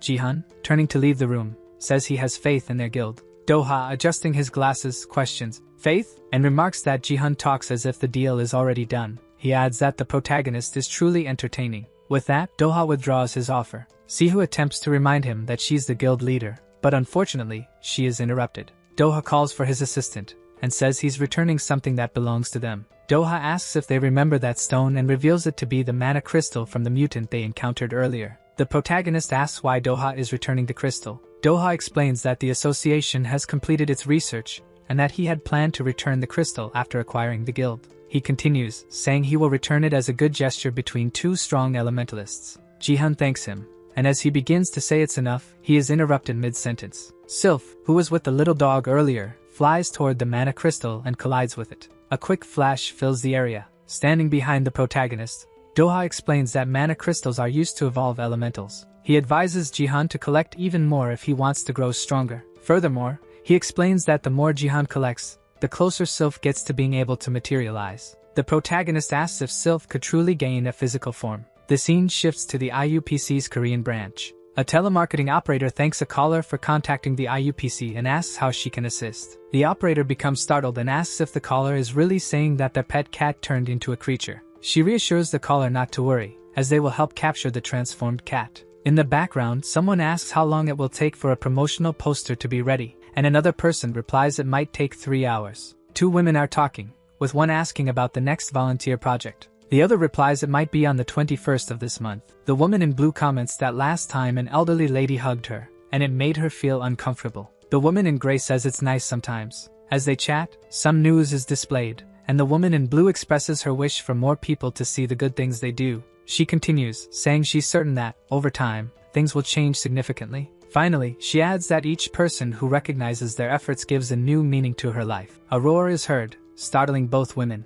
More sounds of claws and roars follow, and the woman in blue says, "Darling." As a saber-toothed tiger appears, they remark it's feeding time, and the woman in gray says she remembered just in time. The woman in blue asks if she should go buy food, but the woman in gray says just one serving should suffice and nothing too heavy. The woman in blue heads to a cabinet to check if there's anything inside. After opening the cabinet/cage, a tied-up person is revealed, and the woman in blue greets them. The woman in blue comments that she can't believe the old lady is still alive and notes how resilient she is, while the other woman mutters how annoying they are. The woman opens the door. She throws the elderly lady into the tiger's cage. The sobbing lady hears the women telling the tiger to enjoy its meal. The tiger approaches the lady and devours her entirely, leaving nothing behind. The woman in blue remarks how cute the tiger is and tells it to enjoy its meal. She then wonders aloud if it's really enough or if they should give it more, but the woman in gray says no, that one will suffice. The two hear something moving behind them. A car arrives at the location, and the woman in blue says it seems the managers are here. A stylish man steps out of the car, activates the alarm, and greets everyone present. His name is Misoing Lim, and he is the manager of the IUPC branch. The others greet him, and someone asks how his trip was. He replies that no one would believe the beautiful creatures he captured. One of them says he's the best, and he asks for everyone's attention because he has good news. He opens a briefcase and announces that they've finally completed the project. He pulls out a pistol containing a suspicious liquid and declares the prototype a success. Someone asks if it is what they think it is, and he asks if they remember the cockatrice that escaped in Buchin. He explains that they managed to create a mutant by inserting a mana crystal, but the body wasn't strong enough. Additionally, the mutant was difficult to control. He continues, saying this time things will be different as he looks at the tiger. He shoots the tiger and declares he will make it something precious. An explosion erupts in the tiger's cage. The tiger that was shot begins to emanate an intense energy. Lim smiles, satisfied with the results he's seeing. Someone starts clapping, and a ripple effect occurs, causing everyone else to clap as well. While looking at the new creature he just created, he remarks that he never thought he'd have the chance to witness something so beautiful. The scene shifts again, this time to Incheon, a rank 4 area. Some people are walking peacefully. However, Sihu and Jihan appear, and Sihu comments that, unlike last time, this area has a barrier. Jihan explains that they determined it would take longer to deal with the tigers, especially after the IUPC incident. While Jihan talks about getting lucky and finding another crystal, Sashimi shows up behind him. Sashimi, looking worn out, asks where Jihan was yesterday. Sihu is startled and warns Jihan, while he just greets Sashimi casually. Sashimi complains that Jihan made him carry all the tigers and then simply disappeared afterward. Jihan apologizes, but Sashimi retorts, asking if that's all he's going to say. Out of nowhere, Sashimi starts trembling violently, and then, even more suddenly, he starts acting hysterical. Sihu asks what's wrong with him, saying he's acting like a lunatic. Sashimi, holding up his phone, tells them to stay calm after seeing what he has to show. Both of them start screaming like maniacs after seeing it. Sashimi, thrilled, announces that both the tigers and the cockatrice sold out quickly. Sihu, shocked by the sheer number of zeros on the screen, exclaims that it's 500 million won, and Sashimi, standing behind, says it was the grand prize. Sihu kneels, admitting she made the right decision hiring him, and Sashimi confidently says that anything he cleans will always generate profit. After their conversation, Sashimi mentions that it's time to revisit their contract and demands a 10% fee. Jihan cuts him off, saying it'll be 4%, and Sashimi protests. Still protesting, Sashimi argues that even in cleanup, there are certain policies to follow, but Jihan keeps shouting, 4%! A negotiation ensues, with Sashimi suggesting 8%, but Jihan firmly responds, 4%. Sashimi accuses Jihan of blatantly robbing him, but Jihan concludes by saying, alright, let's settle on 4%. Sashimi, bewildered, asks why he's negotiating with himself. The only rational one among them asks what the two fools are doing, and someone in the background says, there she is again. She quickly turns around,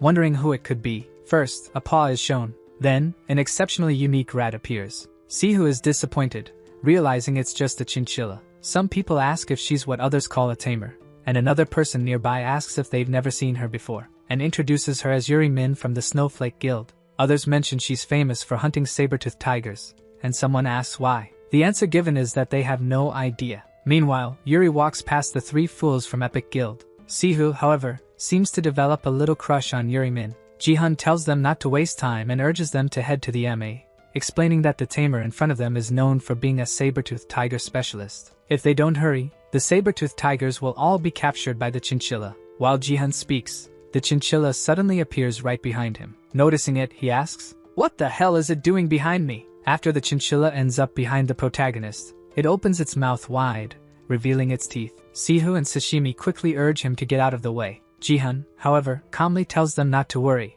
assuring them it won't hurt him. At that moment, a window activates, calculating the chances of him being attacked by the chinchilla. Sashimi and Sihu are utterly disgusted by the scene they've just witnessed. The chinchilla's owner remarks that this behavior is strange, and that it rarely shows interest in others. The woman in front of them introduces herself, saying it's a pleasure to meet them, and her name is Yuri Min, a member of the Snowflake Guild. Now it's Jihan's turn to introduce himself. He says his name is Jihan Yu, a member of Epic, and that the woman beside him is Epic's leader, Sihu Kim. Yuri asks if the protagonist has a pet hamster or any other rodents at home. Jihan responds that he doesn't have any pets. Yuri notes that her chinchilla's behavior is unusual and suggests there must be a reason. Meanwhile, Sashimi calls out to her. He takes Yuri's hand and starts introducing himself, saying his name is Sashimi and that he works in monster cleanup services. He says if she ever needs a cleanup service, she can just call him, and she replies that it's fine. Sashimi assures her there's no need to worry. This time, the chinchilla appears angrily behind him. Some bystanders appear in the background,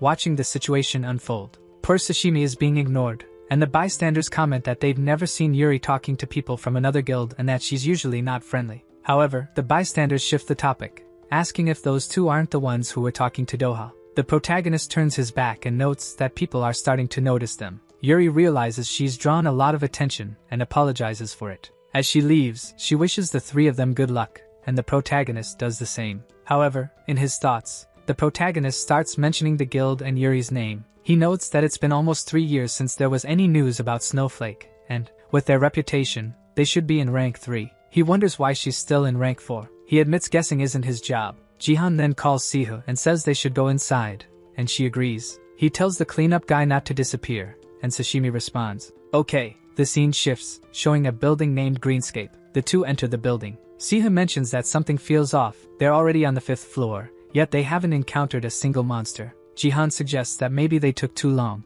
and other guilds already passed through. Standing in front of the staircase, the protagonist says they'll have to search each floor as they go up. Sihu asks why they don't take the elevator, and Jihan guesses it might not be working. So the two start climbing, and Sihu complains that he made a mage climb stairs, to which Jihan replies that every mage should work on their stamina. As they ascend, a bystander appears asking who's there. He asks who the two of them are. His name is Gai Mun, a member of the Knife Guild. Gai Mun asks if they didn't see the sign on the 1st floor saying this building is protected by the Knife Guild from floors 207 to 209. Sihu, furious, says they can't just decide these things, and Gai Mun responds that he can't deal with smaller guilds. Gai Mun explains that it's an unspoken rule allowing them to claim these areas to secure the best MAS. He adds that when a large guild claims these locations, lower-ranking guilds don't have much choice. He says this applies to a 2-member guild like theirs and tells them to leave immediately. Jihan responds that no, they're the ones who will leave. Jihan declares he'll report them because everyone knows it's illegal to claim areas,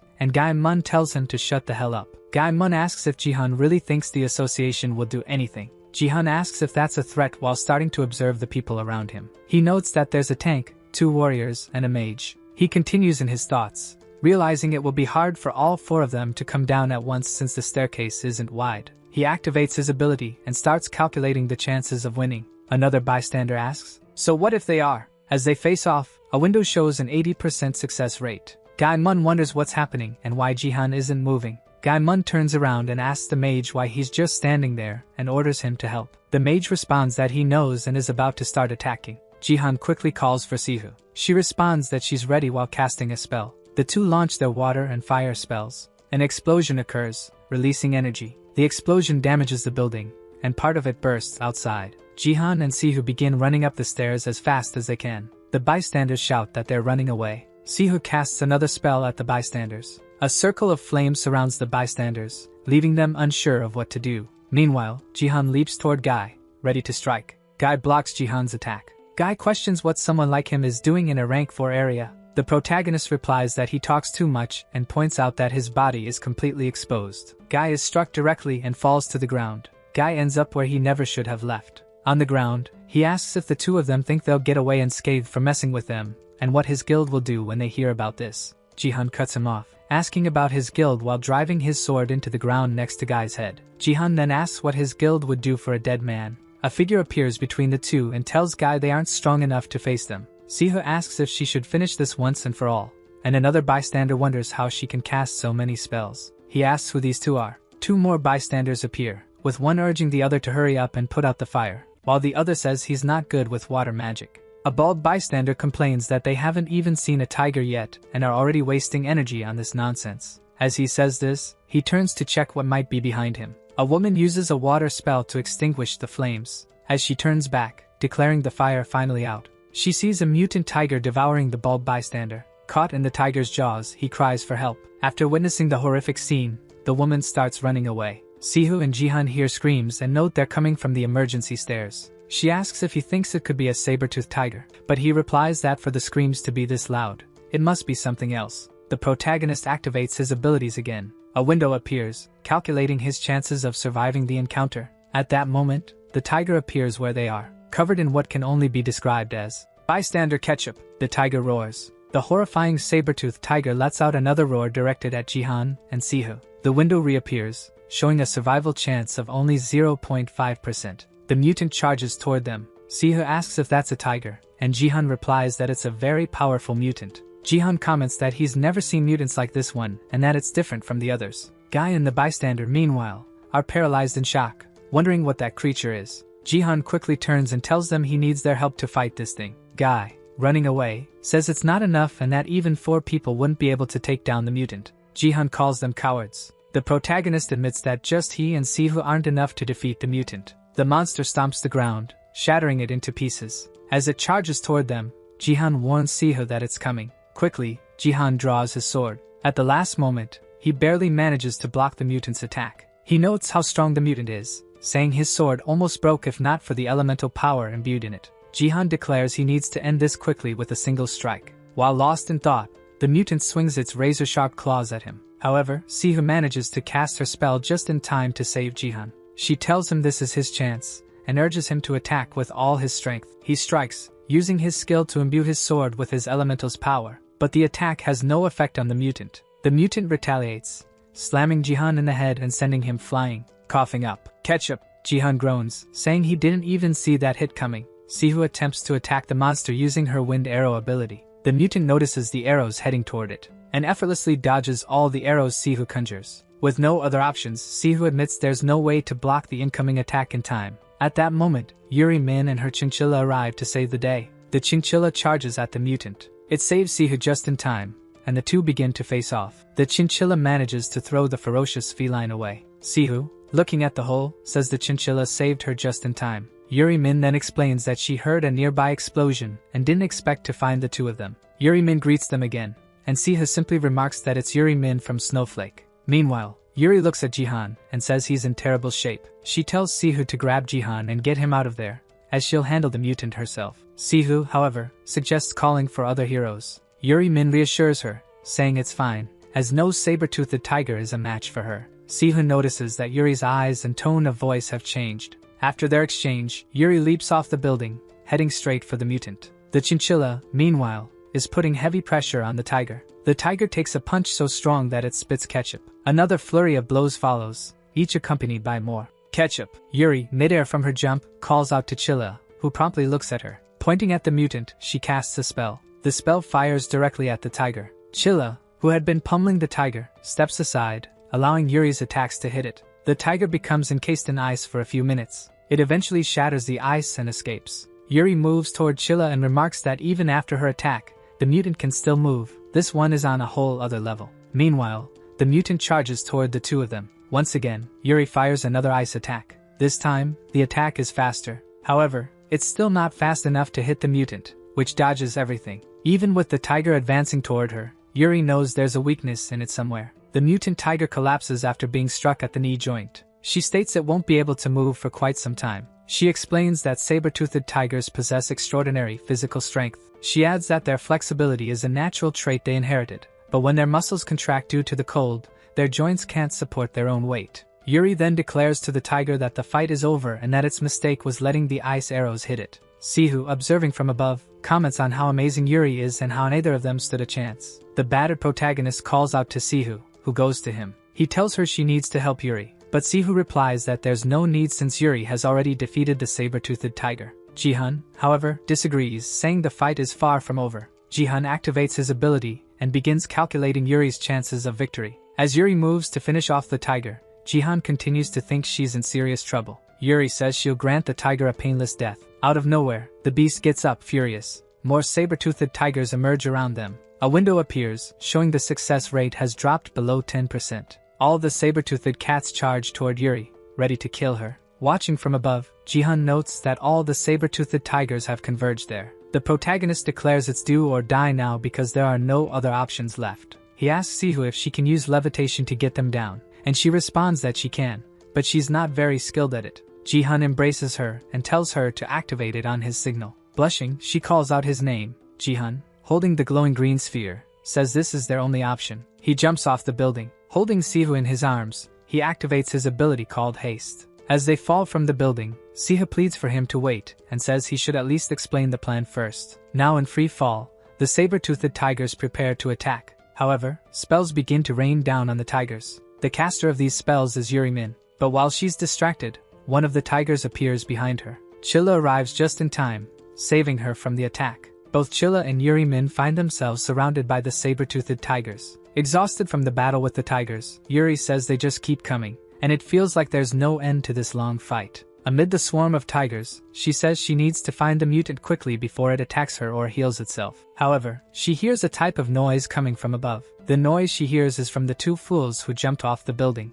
Jihan quickly asks Sihu to use her levitation as fast as possible, and so she does. Sihu uses her levitation. However, Jihan notices that she managed to slow down the fall, but she wouldn't be able to stop it completely. So he decides to use his own mana to stop it, even though he knows he should conserve it. Sihu asks if it worked. Jihan prepares his attack and says he has his sights on the exact spot ahead. He adds that all he needs to do is cut like he did with the mutant cockatrice. Then he unleashes his attacks on all the saber-toothed tigers in his sights. The ground around them is completely destroyed, and the two fools are finally on the ground, safe from the fall. However, Jihan is exhausted from using so much of his mana. Yuri Min comes running toward them and says she told them to stay out of this fight. Thus, Jihan asks if that's all she has to say to the people who came to help her. She retorts that she didn't need their help and that she had it under control. Then Jihan asks what her problem is with the tigers. Chilla looks at the protagonist angrily, and Sihu notices. Sihu warns them that the attack didn't hit all the tigers and that they should be careful. Then Jihan says that these aren't the same tigers as before,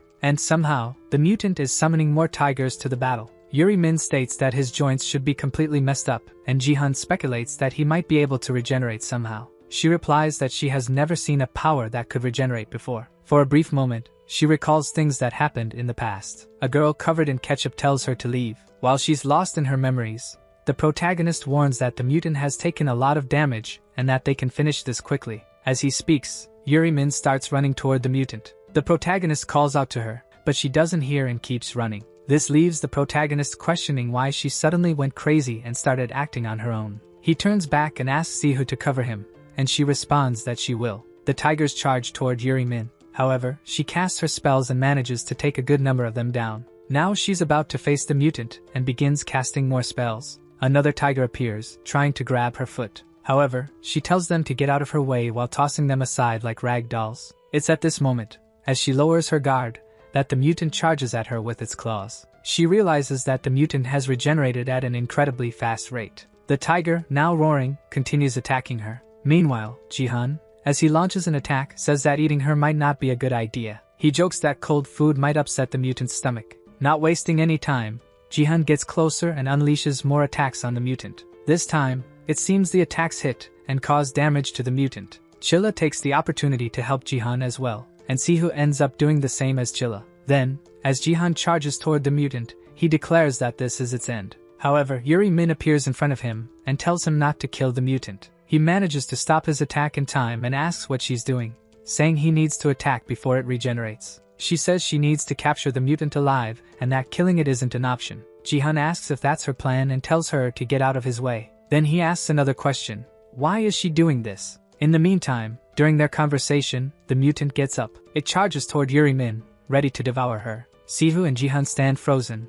wondering what the hell she's doing. The mutant lets out another roar, and Sihu warns that with each roar, more tigers appear. Jihan becomes pensive, trying to figure out what to do since he's out of mana. Someone in the background says this is pathetic. The person behind the voice uses their gravity ability. Jihan then asks who it is. The person responds that he's still an amateur, and Jihan instantly recognizes who it is. With that, the person continues, saying that even though Jihan passed the rank 4 exam, he's still weak and a disappointment. Another bystander comments that he's not such an impressive prodigy after all, and a young woman says she's impressed that he managed to hold out for so long. Those who came to help the protagonist are Sukwin's crew, and he immediately tells them to stop talking and finish things quickly. The guy behind the creation of the mutant says he was expecting this to happen, and guesses they must be the Dice Guild crew of level 3. Then Nasoing Lim says he expected them to at least send a level 1 squad. Nasoing Lim's assistant asks how to proceed now, and he replies that there's nothing they can do to retreat. He adds that this wasn't a total loss,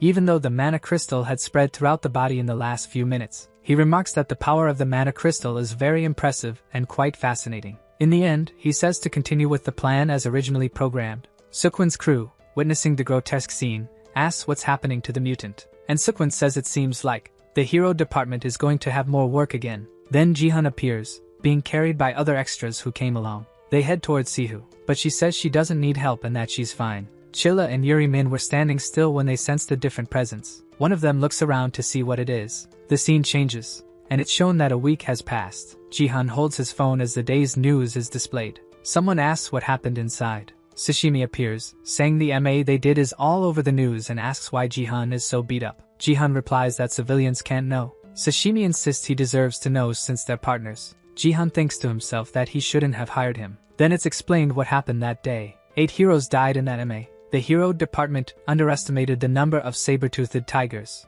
The appearance of a mutant triggered an infestation of tigers. The result was an unprecedented tragedy, and the protagonist says he's felt bad ever since. He adds that everything that happened was planned to seem like just a random incident, but reiterates that the mutant was different from all the others. He then says that maybe he shouldn't dwell too much on it, and that the hero department will release the investigation results. Sashimi comments that he hasn't seen Sihu today. To this, Jihan replies that she went to take care of some things and will be back soon. However, someone starts calling him. Sashimi remarks that he's never seen anyone call that phone before, and Jihan explains it's used to communicate with all the guild's heroes. But why would someone call Epic on this line? He answers and says it's Epic, asking how he can help. The person on the other end cuts him off and says, "Hi." She introduces herself as Yuri Min from Snowflake. Jihan asks if it's really Yuri Min, and Sashimi is shocked. Then Jihan asks what he owes the call to. Sashimi jokingly asks for his popcorn. Yuri Min apologizes for using this line, saying it was the only way to contact him, and Jihan says it's fine.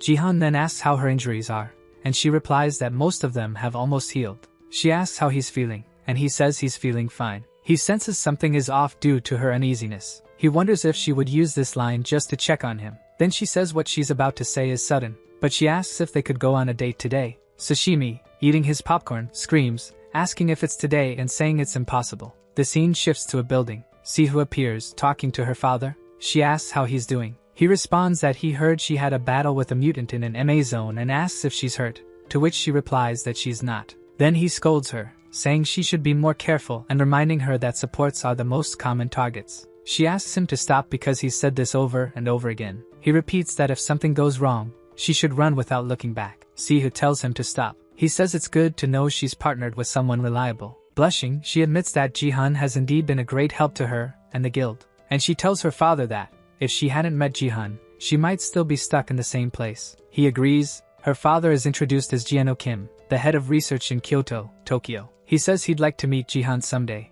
Additionally, he mentions that Jihan is a hero who inherited his mother's powers and that he has many questions for him. His assistant appears and tells him he needs to review the sample that arrived. He replies that he's on his way and asks her to go ahead. Then he tells his daughter he has to hang up now, but she asks him to wait and inquires when he's coming to Korea. He responds that it will be on the anniversary of her mother's death. She complains that he hung up on her and says that's typical of him. She stretches and says she needs to finish the housework quickly. Her phone starts ringing, and she wonders why he's calling. The scene changes again. This time, Jihan is dressed to the nines and looking incredibly charming. It's shown that, before leaving, Sashimi gave Jihan a good luck charm, and Jihan asks what kind of luck it's supposed to bring. He says he's only wearing it because Sashimi wouldn't stop pestering him about it. While distracted, Yuri Min calls out to him. She asks if she kept him waiting long. Once again, in his thoughts, he remarks that she really looks very different from the MA. He replies that he just got there, and she says that's a relief. After the small talk about who arrived first or was late, she mentions that she made reservations at a restaurant. Sashimi, munching on popcorn, tells Sihu that they're going out for lunch together. Sihu, jealous, asks what the protagonist thinks he's doing. Filled with jealousy, she thinks this is all part of Yuri's plan to steal Jihan, and wonders how Yuri has the audacity to do this after aiming arrows at them. Sihu believes that, as the guild master, this is definitely unacceptable. The scene shifts again, this time inside the restaurant, where Jihan and Yuri Min are enjoying their meal. Meanwhile, Yuri comments that the coffee smells really good, and Jihan agrees. Sihu continues thinking to herself that this is definitely unacceptable. Jihan compliments Yuri on her accurate dart throws. Then Jihan asks if she wants him to carry the teddy bear, but she says it's fine and that she doesn't need help. Sashimi says the situation looks really suspicious, and Sihu stays silent. Then, punching Sashimi, she declares that this is definitely a date between the two of them. Sashimi, his face bruised, asks if she's not going to do anything about it. She replies that she sees no reason to interfere with who Jihan chooses to date. Still, she keeps thinking that she shouldn't interfere, but wonders why she feels this way. The focus shifts back to Jihan and Yuri again. Jihan says he had fun, and Yuri says she feels better now. The protagonist then says she should just tell him why she called him there today, and she asks what he means. He reiterates that she didn't invite him there just to hang out. She admits that she was waiting for him to say something and reveals the truth. She says she was hoping he'd go somewhere with her. The protagonist guesses a hospital, and she confirms it, saying that her sister is receiving treatment there. The two enter the hospital, and the protagonist wonders if something happened to her sister. He asks for permission to enter the room. Out of nowhere, his ability activates. Yuri explains that the person in the room is her sister, and her name is Soyeon. The window, which previously calculated percentages, now displays the girl's condition. The protagonist thinks to himself, what is mana decoration syndrome? She then explains that the reason she wanted to keep the tigers alive is because of her sister. She recounts that they were attacked by tigers 4 years ago, and since then, her sister has been in a coma. She says the doctors don't know why. Jihan comments that this is why she's been relentlessly pursuing the tigers. She confirms it,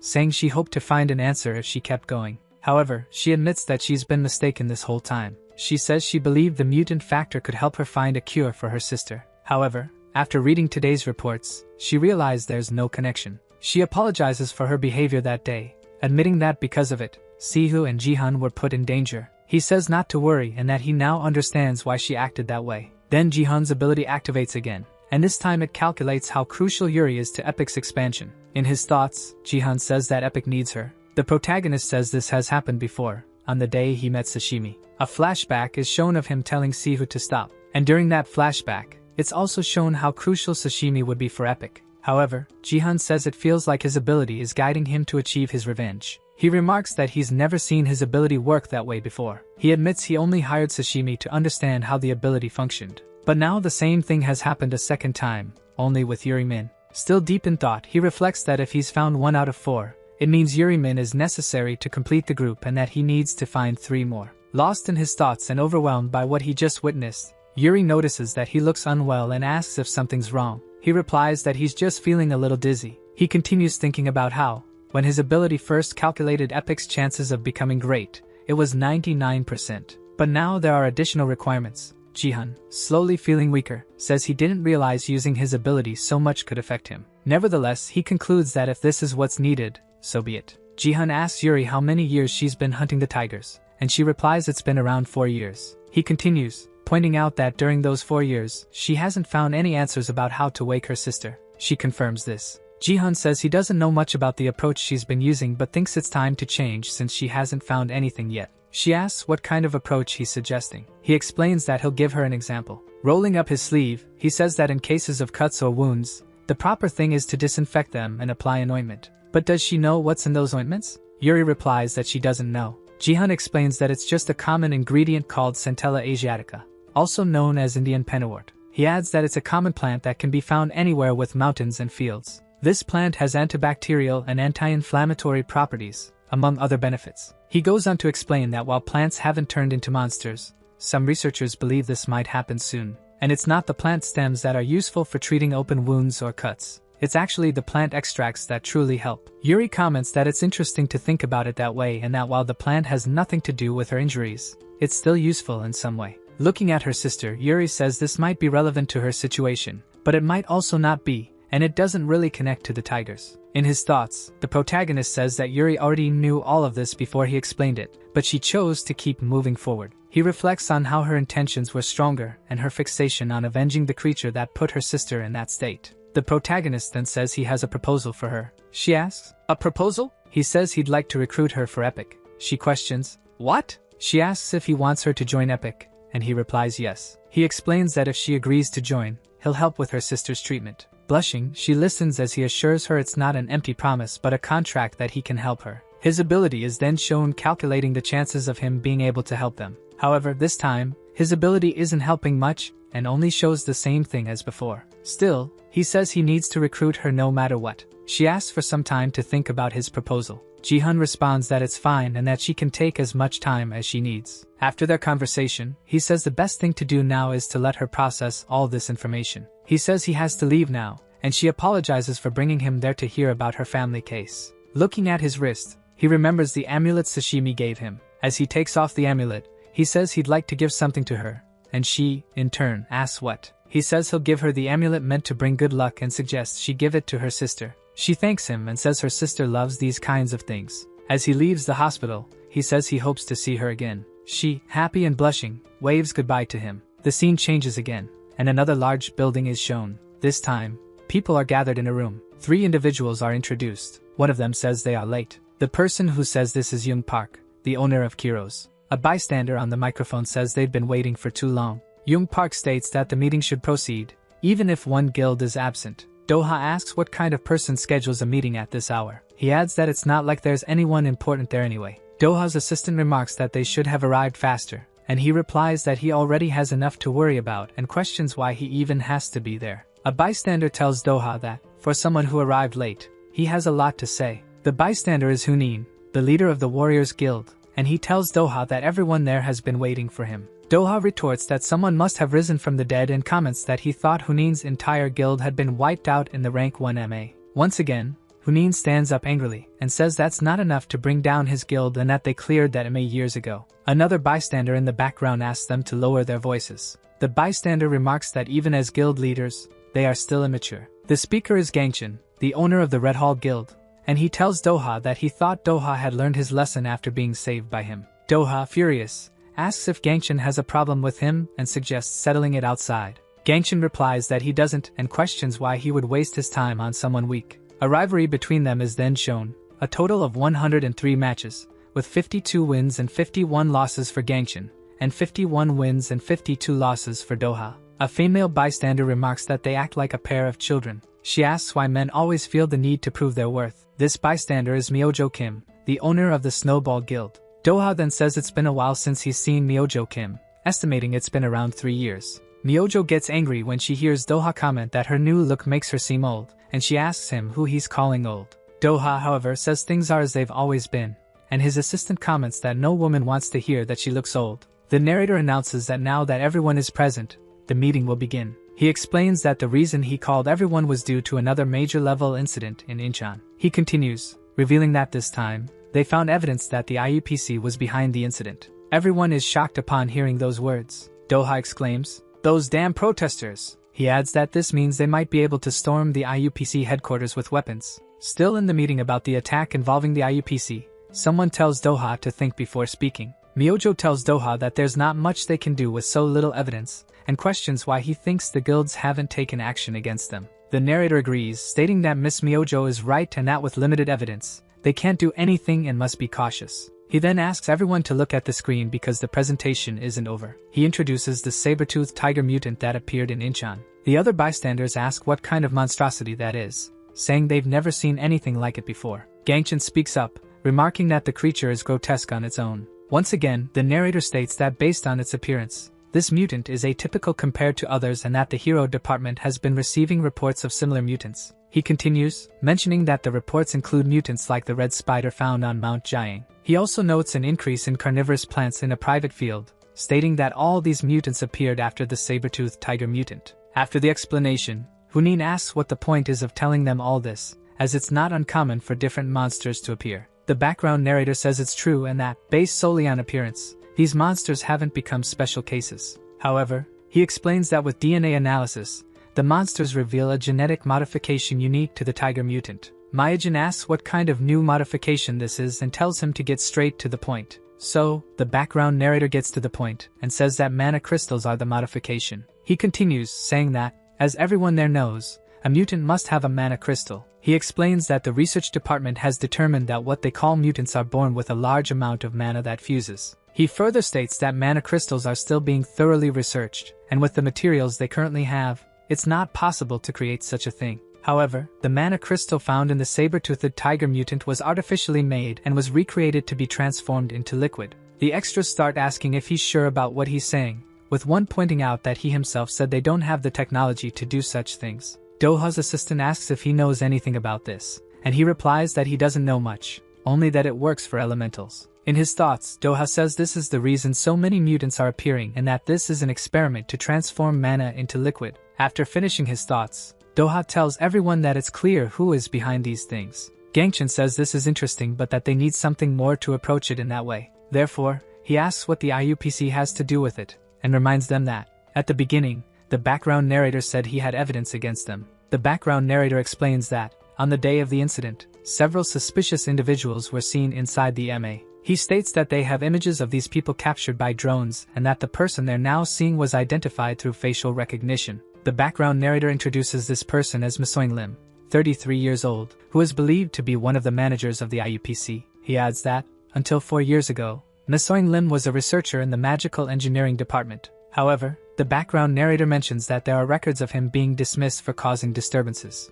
Gangchun repeats the word, disturbances, and asks what Nasoing Lim did. Again, the background narrator explains that the records show he stole one of the mana crystals from the research center and conducted illegal experiments on humans. Based on the evidence gathered, the association has identified Nasoing Lim as the main suspect. To capture him as quickly as possible, they are asking all the guilds present for help in apprehending him. Leaving the meeting, the scene shifts to a bus stop. Jihan, while waiting, overhears some extras talking about his clothes and how handsome he looks. One of the extras asks if he's a hero, and another responds, questioning why a hero would take a bus. It's then shown that Jihan is texting someone. He wonders why she's not replying to his messages and thinks he needs to talk to her. In his thoughts, he says that, although he hasn't gotten a response from Yuri about his offer, it might be better if he could tell Siha that he wants to recruit her. He continues thinking that, even without the information from his ability, having someone like Yuri in the guild would be great. Coming back to his thoughts, he says the only problem is that they don't have money, and bringing someone like Yuri on board would be expensive. But there's still some money left from the monsters Sashimi dealt with, and maybe they can negotiate a fair price to pay her. While he's standing there thinking, a car pulls up, and someone asks if he's getting in. He quickly responds yes. He asks the driver if he can drop him off at the building on the 5th corner down the street, and the driver says yes. The driver then asks if he's a hero, and Jihan replies that he is. The driver laughs, saying he never thought he'd have a hero as a passenger, and that he's going to brag about it to everyone. Jihan says it's nice of him to say that. However, the driver comments that, judging by his appearance, Jihan must be a member of some famous guild and asks if he's from Warriors, Red Hall, or maybe even Dice. A bit embarrassed, Jihan responds that he's actually from a small guild called Epic. Then he thinks that the guy has probably never heard of their guild. The driver, overhearing this, repeats the name, Epic, and asks if it's the guild that dealt with all the saber-toothed tigers in the Greenscape apartments. Jihan asks how he knows that. The driver replies that he actually lives there, and Jihan asks if he really does.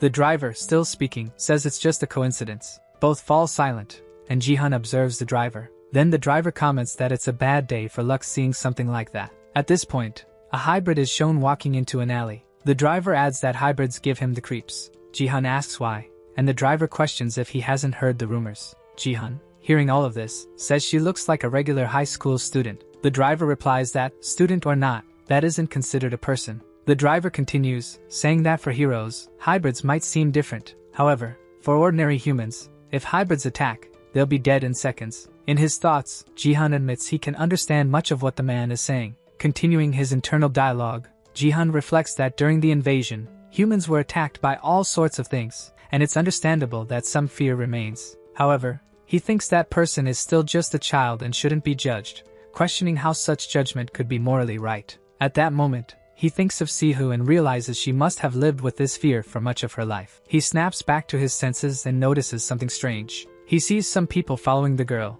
and Jihan begins to suspect something. He quickly asks the driver to stop the car, but the driver says they're close to the requested location and reminds him that he hasn't paid yet. The girl, unaware of the people following her, continues walking as usual, until she finally looks back and notices the people behind her. She quickly starts running away. The foolish men shout for someone to catch her. One of them approaches and covers her mouth with a cloth, making her scream for help. The men attempting to kidnap her call her a young hybrid and say she's their lucky jackpot. They remark that the VIPs will be pleased when they deliver her. Jihan arrives and asks what they think they're doing. He warns them, saying he'll count to 3, and if they don't let her go, they'll all die. He quickly jumps toward the men, counting 1, 2, 3 very fast. The men shout back, saying he should count to 3 properly. However, Jihan is stopped by someone who has just arrived at the scene. This time, it's a bulky thug who seems eager to die at Jihan's hands. The man tells him not to interfere with their business. Jihan questions who this abomination is. With Jihan fighting the bulky thug in the alley,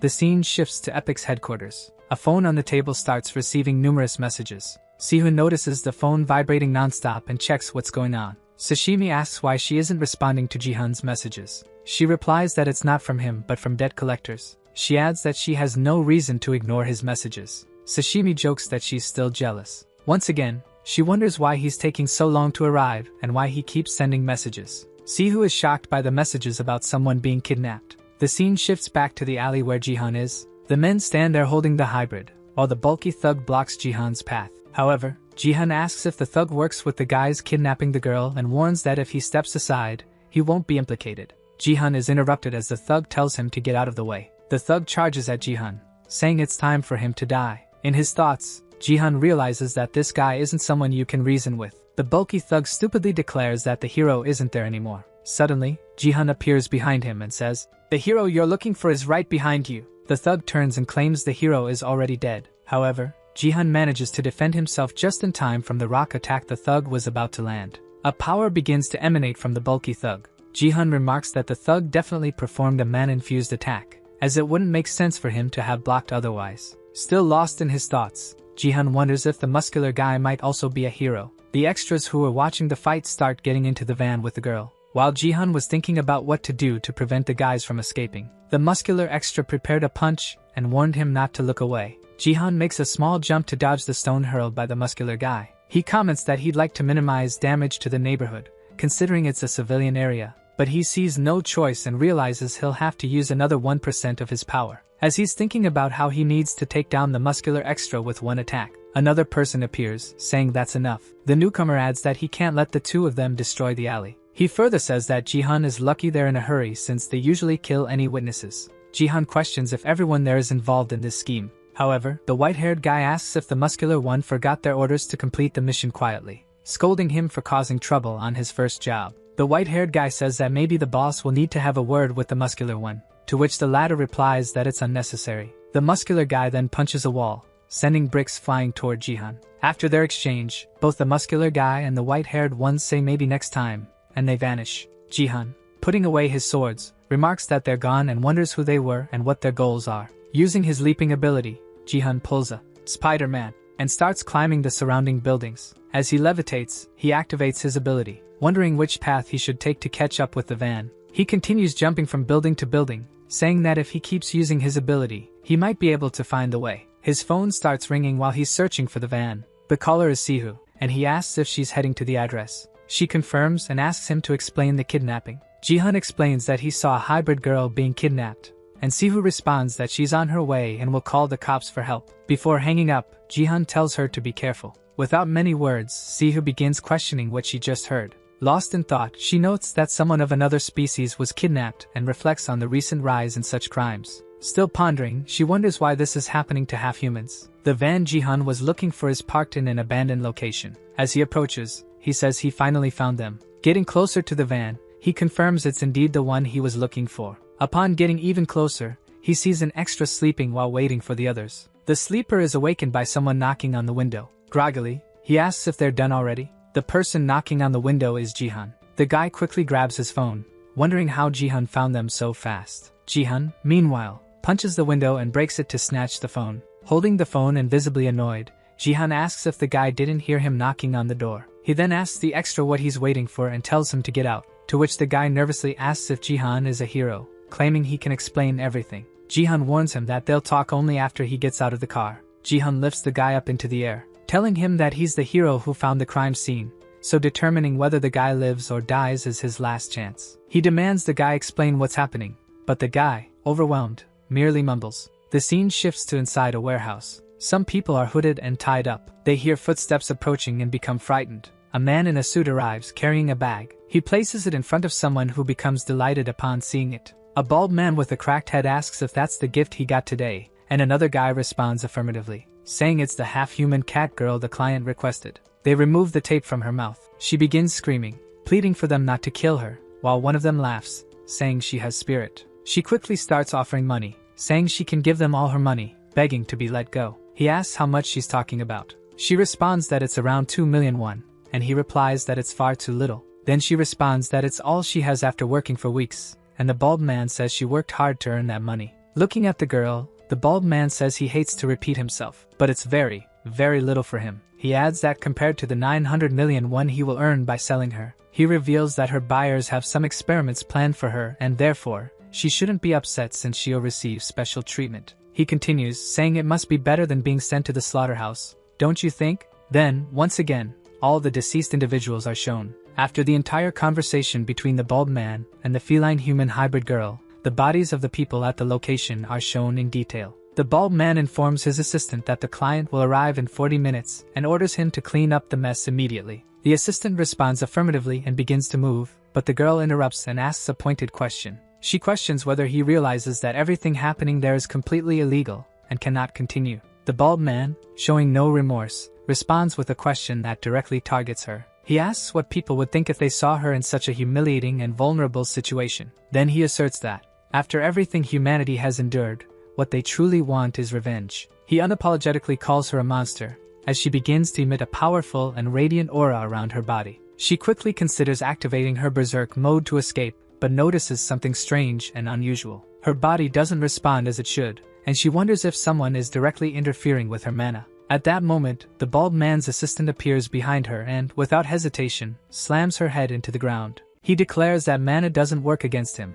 making it clear that she is utterly powerless before him. Confused about what's happening, the girl asks what he's doing, and he calmly responds. He explains that he's draining her mana so she has no chance to fight back. The bald man, watching the scene, instructs his assistant to be careful not to damage the merchandise before delivery. He comments that feline hybrids are always troublesome and must be controlled to prevent further complications. The bald man asserts that she must have understood the message by now and orders her to be taken to the waiting room immediately. He adds that if she continues her defiance, she will be subdued by force without hesitation. The assistant promptly complies, but at that moment, everyone in the room hears a noise coming from the roof. The bald man, intrigued, questions what's happening, and the assistant explains that he had guards prepared. He reveals that the guards were on alert to act quickly if anything unusual occurred at the location. The source of the noise is revealed to be the protagonist, who descends from the roof while dust spreads around. The bald man and the assistant look at him in confusion, unable to comprehend what's happening. Jihan appears at this moment and begins a serious conversation with them, stating that human trafficking is illegal. The assistant recognizes Jihan and informs the bald man that he's the same guy who tried to stop them earlier. Surprised, the bald man asks why no one had informed him of something so important until that moment. The assistant explains that he assumed the guards had taken care of Jihan and that nothing else would be necessary. At this point, Jihan remains silent but begins to wonder if these two are the true culprits. He reflects that the situation is far more severe than he imagined when he was observing from the roof. Determined, Jihan announces that he initially planned to let the police handle the case but has completely changed his mind. He declares that he will personally resolve everything, stating that the two of them are nothing but monsters to be destroyed. The bald man, trembling with fear, begs for mercy and attempts to justify his actions by claiming he was just following orders. Jihan is unmoved and demands to know whose orders he was following, insisting on immediate answers. Lowering his head, the bald man promises to provide all the necessary names if his life is spared. At that moment, he is shown smiling maniacally and psychopathically while still keeping his head down. Then, the bald man shouts for his guards to kill Jihan,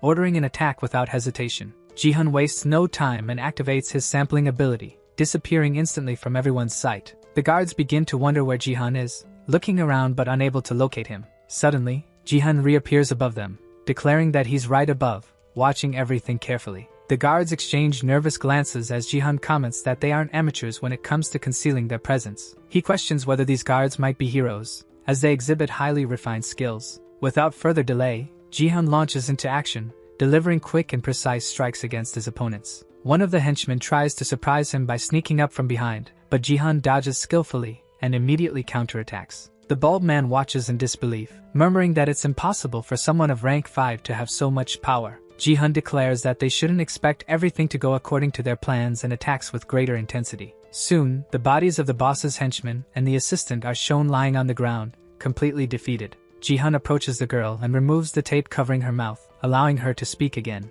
Still confused, she asks who he is, and Jihan responds that he's there to help her and get her out of that situation. With everything seemingly resolved, Jihan informs her that the police are on their way and asks her a direct question. He asks if she remembers everything that happened because he'll need to report the information to the authorities. The half-human cat girl confirms that she remembers, but as she turns her head, she sees the bodies scattered on the ground. Jihan apologizes, explaining that there was nothing he could do for the other children at the location. The cat girl starts crying, wondering why she has to be treated like this, as if she were a monster. She wishes she had never been born with that body and doesn't understand why people insist on hating her so much. Jihan silently observes the scene, wishing he could say something to comfort her, but the words don't come. The police arrive at the scene and confirm that a hero from the Epic Guild neutralized all the kidnappers present. At that moment, the cat girl's face is shown, reflecting all the despair she felt in that situation. Then the scene changes completely, revealing an old Japanese-style house with a very traditional atmosphere. There, the manager of the IUPC appears, talking to a mysterious young man and thanking him for the meeting earlier that day.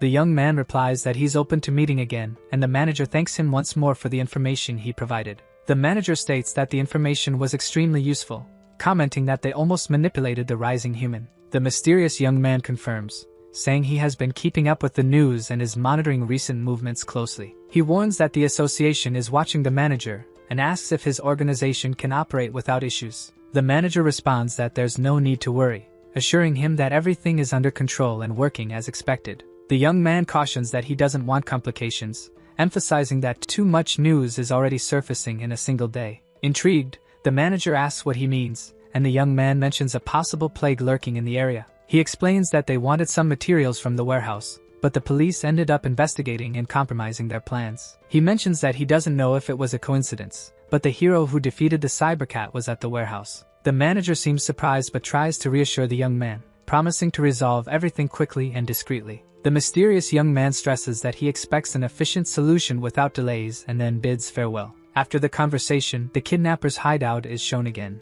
Police officers are at the scene conducting the investigation, and one of them comments that they found 12 children alive. Unfortunately, the rest of the victims weren't as lucky and didn't survive. Jihan was talking to 2 police officers when he heard someone calling his name. Turning around, he recognized Sihu, who asked what was going on and whether the children had been saved. Jihan explained that he managed to save half of them, but the other half was already dead. Sihu, with a worried expression, asked about the culprits. He replied that he hadn't killed any of them, explaining that the police were conducting a full investigation into the case. In his thoughts, he reflected on Sihu's frightened look, which he understood well since she was of a different species. Jihan commented that there was probably more happening behind the scenes, as leaving the culprits alive was the only way to track the others involved. He mentioned that the criminals talked about a hipster client who was supposed to come to the location but wouldn't show up while the police were there. He then asked the police to investigate this, and one of them assured him that everything was under control, allowing Jihan to go home. Jihan asked if there was a problem,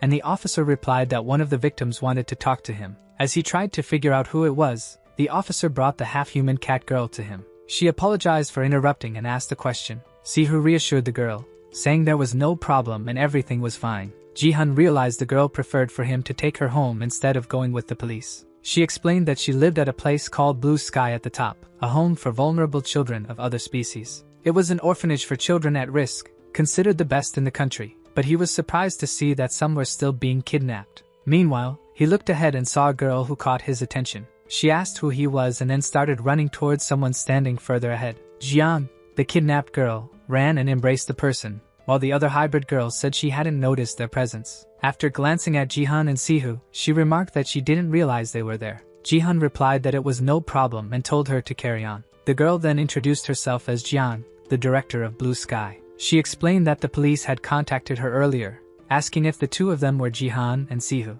After bowing, she sincerely thanked them for saving Riggs. Sihu said it was nothing and that she was just doing her duty as a hero. Jiang asked if they weren't too busy and invited them to come inside for a cup of tea. She assured them it wouldn't take much of their time. The 3 entered the facility, and Jihan commented that the place was surprisingly peaceful for an orphanage. Jiang explained that, at that hour, all the children were already asleep. However, 3 children came running, shouting that Riggs had finally returned. One of them ran to hug her, while the director scolded them, telling the children to go to bed. One asked if Riggs was hurt, and another, relieved, said they were glad she was back safe and sound. Jihan commented that it seemed the children didn't get enough rest. The director apologized for them. Riggs then offered to take the children back to bed, asking the others to go ahead without her. Jihan noted that she was very strong, even after everything that had happened. Soon, the 3 of them were seated, waiting for Riggs to return. The director apologized again, explaining that children these days were very energetic. Jihan replied that it was refreshing to see children just being themselves,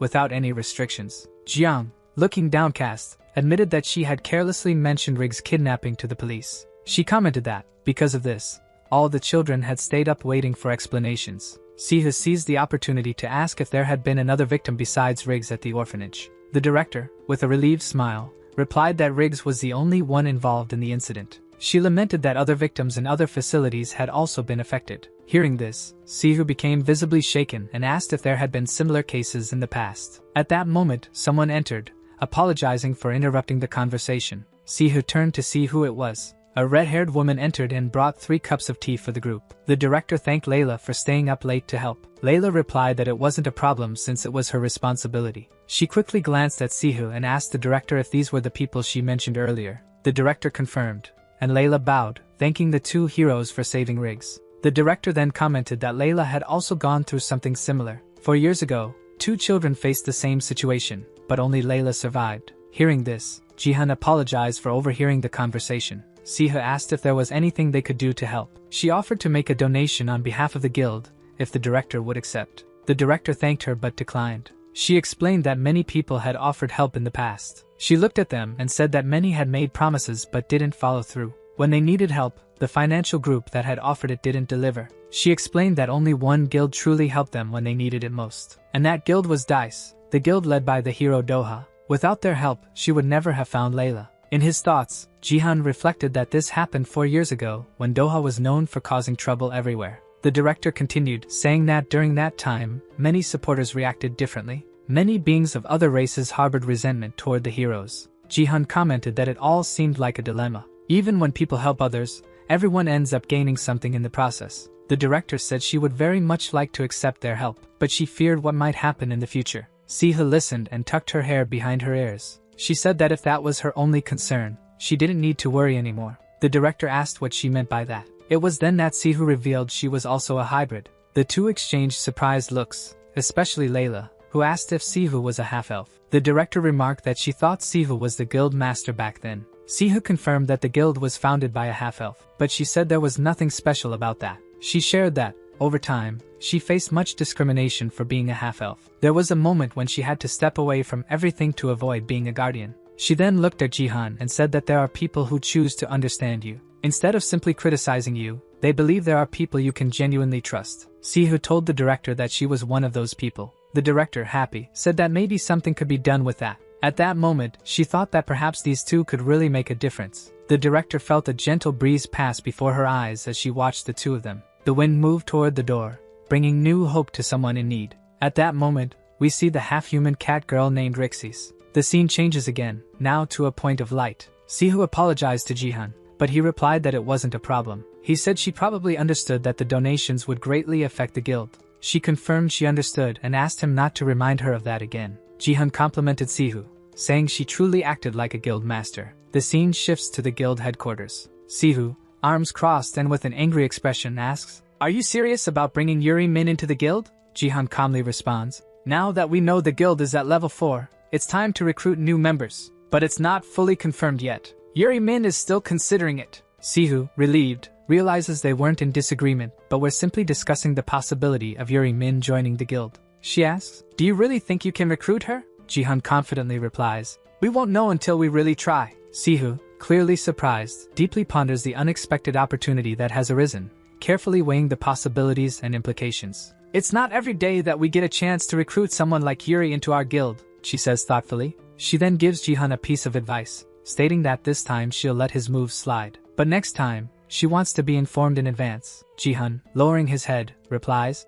"Understood. I'll remember that next time." Sihu, now calmer, says the discussion is over for today and that she wants to know how they'll use Rixie's gift. Jihan, still holding the crystal, asks, "You're talking about the mana crystal?" Sihu confirms, "Yes, that crystal. From what Rixie said, it's from Carol." Jihan, examining the crystal, observes, "This crystal is much denser than the mana crystals we've found around here." He continues thoughtfully, "We could simply give it to Sylph, but I want to learn more from this." Sihu, curious, asks, "What kind of opportunity do you mean?" Jihan, with a calm smile, replies, "It will come soon." He then begins summoning Sylph and, in a more serious tone, asks, "Where are you going? Why did you suddenly hide?" Holding Sylph in his hands, he says, "We're in an office. There's no need to hide." Sylph, visibly irritated, lets out a high-pitched sound that reverberates through the room, making her displeasure clear. Jihan, visibly impatient, asks her to calm down, saying her behavior is giving him a headache. Sihu, watching the scene, wonders since when Jihan could talk to Sylph that way. She begins to recall her mother, who had the same kind of intimacy with Sylph. Jihan points to the mana crystal and says, "You like mana crystals, don't you? Take a look at this." Sylph rushes toward the mana crystal, ready to devour it. However, Jihan puts his hand in front and stops her, firmly saying, "Not so fast." He continues, frustrated, You did the exact same thing last time. I was really embarrassed when you pulled that move. Holding Sylph in his hands, he adds, if you keep this up, you won't get the mana crystal. Sylph makes a small noise, as if apologizing. Jihan then starts giving orders. His first order is for Sylph to form 3 polygons, which she does without hesitation. He then gives the second order. Now spin clockwise. And without hesitation, he continues giving precise and detailed instructions, maintaining full control of the situation. Sihu, observing all this, comments, you don't seem like a teacher. You're more like a sergeant. She begins to recall her mother, thinking that when Sylph was under her mother's contract, it was always a mutual agreement with a close friendship. Reflecting, with slight discomfort, she thinks, Jihan is treating Sylph as if she's a pet dog, but in the end, she concludes, it's her problem since she's the one who chose him as her master. Jihan, then seeing that Sylph has followed his orders, offers the mana crystal as a reward. Sylph, excited, rushes toward the crystal. Jihan, smiling, says, calm down, there's no need to hurry. At that moment, an explosion occurs, releasing a bright flash. Jihan, feeling the intensity of the situation, begins to think that something is different this time, as Sylph is absorbing much more mana than usual. He remembers Doha's words, who told him to gather as much mana crystal as possible, as she might be able to materialize her body. Suddenly, a mana crystal ball cracks, and Jihan realizes that Sylph is beginning to materialize her body, just as Doha had mentioned. Another explosion occurs, releasing another burst of light. Jihan, now more alert, closes his eyes. When he opens them, he notices he is no longer in the same place as before. He wonders where he is. A voice begins speaking to him, saying he is in the virtual space she created. Jihan, surprised, turns around and hears the voice say they can finally talk. Startled, Jihan asks how she can speak. The voice explains that thanks to the mana crystal he offered, they can now temporarily converse in this space she created. However, she warns that she won't be able to maintain it for long, and that she'll be brief. Jihan wonders why he was brought there to talk to her, especially since the place is so full of mana. The voice reveals that they are being pursued and that, just as she restored her strength with the mana crystal, the people chasing them are doing the same. She warns Jihan to be wary of the people around him, especially those he trusts the most, as they are the ones with the most to hide. Jihan asks if there is someone he trusts who might be a traitor. The voice responds that she isn't certain but that he will find out for himself. She then tells him to protect Sihu at all costs, as it is Erna's will and the only reason he was chosen as a successor. Jihan, confused, asks for a clear explanation, but the voice insists he will understand in time. The nearly destroyed crystal ball warns that, at the right moment and time, they will meet again. When Jihan returns to where he was, he is in shock, clearly shaken by what he just experienced. He cries while holding Sihu's arm, who asks if he's okay and if he thought he'd never wake up again. Jihan, still dazed, replies that he just met Sylph. Sihu, still confused, asks what he means by that. At that moment, an energy begins to glow again, and the two of them look, realizing that something has changed. The aura and the radiance emitted are different, and both start to think that Sylph is now something entirely different. The scene then shifts to the UPC in Korea, where 3 people are present. One of them is tinkering with equipment, while a test rad is shown. The 2 men who are fighting Jihan in the alley are identified as 015 and 013, suggesting something bigger is unfolding. As a vial of liquid is poured onto the test rat, the researcher comments that the last kidnapping didn't go as planned. Because of that, they lost their main base and the trust of their business partners. He wonders who should be held accountable for everything that went wrong. The rat begins to transform, and 015 speaks, making it clear that his task was only to escort. They avoided dealing with the hero properly out of fear of exposing themselves. At this point, the researcher, visibly frustrated, asks if they are seriously concerned about that. He then questions whether these are really their excuses for failing against the hero. With a stern look, the researcher says the real reason they were created was not for this. He warns that he won't repeat himself. The tension rises around 015, and the researcher, looking distressed, orders them to bring the hunter from the old days. Immediately, the 2 respond with a, "Yes, sir," and prepare to carry out the order. Suddenly, someone enters the room, announcing that there's a problem underway. The researcher, concerned, asks what happened, and the person reports that heroes have invaded the location. She informs him that the Dice Guild has shown up and started arresting everyone in the office. 015, who had remained silent until then, states that this is a direct order from the association. He orders everyone to be gathered immediately. A person is shown knocking on a door. Then Bang appears and asks if Doha called him. Doha says he heard everything that happened in the rank 4MA area and acknowledges that his platoon managed to save the day. Bang then comments that by the time he arrived, the mutants were almost defeated. In response, Doha says there's no need for him to be modest. With that, Doha states that he has another task for him, and Bang asks if it's another Emmy. Doha replies that it's not, and explains that he needs him to arrest the IUPC manager, known as Masoing Lim, along with all his employees. Bang, cautious, questions whether the Department of Hero Associations authorized this arrest and warns that without authorization, it would only bring more problems for the Dice Guild. Doha, determined, insists that they need to take the risk, as they'll never be able to capture them otherwise. He also reveals that the most important thing is that there's a mole within the association. Bang, confused, asks if there's a traitor collaborating with the IUPC. Doha confirms and links this to the recent rise in cases where heroes get involved in dark accidents. He emphasizes that he sees no benefit in pacts with other guilds. He warns Bang to be cautious, as he has a bad feeling about all of this. Now the scene shifts back to Bang inside the headquarters. Some detained individuals plead to be released, claiming they've done nothing wrong. Bang, deep in thought, reflects on what Doha reported about the criminal activities. He notices that no one there seems to pose a threat. Then Kim Han-sok arrives, saying he's checked everyone and confirms they're just regular civilians. Bang asks if they found Masoing Lim. At that moment, one of the extras starts speaking, saying everyone will die if the person finds out. Bang approaches the nearly lifeless man and asks what he means. The extra responds that everyone there will die when those people arrive. Bang demands to know who they are and insists they stop stalling. Finally, the extra responds that when the blessed ones arrive, everyone will realize how blind and arrogant they are. Bang wonders who these blessed ones are and if they're connected to Masoing Lim. Kim Han-sok dismisses the man as a fanatic spouting nonsense and suggests they stop and leave. Meanwhile, two other group members sense a strange mana in the area, similar to that of a monster. At that moment, 013 and 015 appear. They declare their intention to kill the heroes present. 015 remarks that this is perfect since he was looking for someone to vent his fury on. The three members of Bang's group notice something unusual about the enemy's mana. Kim Han-sok asks for an explanation, and the hooded member warns everyone to be cautious. With his hand in his pocket, Bang asks 015 if he knows where Masoing Lim is.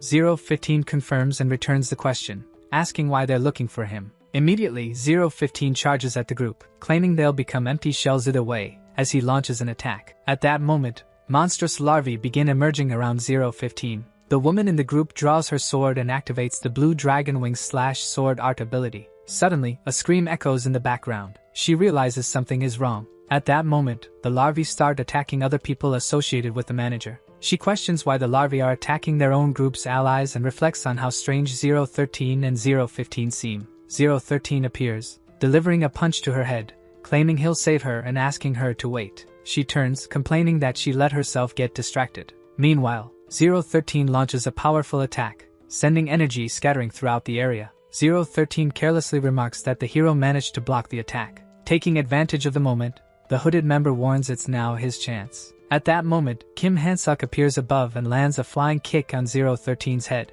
The blow hits squarely, slamming 013 to the ground with his head buried. The three members stand still, watching 013 lying on the ground. 015 questions whether they really managed to defeat him and acknowledges the strength of the Dice Guild's Rank 3 squad. Even so, he comments that it doesn't matter since Masoing Lim managed to escape. Suddenly, Bang appears beside him, holding his staff and running even faster. He asks if 015 really thinks he can afford to be distracted. Bang launches an attack, but 015 narrowly dodges it. However, 015 begins to question how Bang can be so fast. At that moment, 015 is shown on the ground, missing part of his body. He mutters that the report was wrong and admits Bang is very strong. Bang replies that it was a beginner's mistake to let his guard down near an enemy. Even for a second, it's over. He turns and asks if the others managed to capture 013. He then states that it's fine for today and asks that the injured and the two be taken to the Dice Guild. With a loud laugh, 015 taunts Bang, saying he always talked about staying on guard but now seems to be ignoring his own advice. Bang tries to understand how 015 is still conscious, while 013 begins to get up. Impatient, 015 asks how much longer 013 plans to stay on the ground and orders him to take something.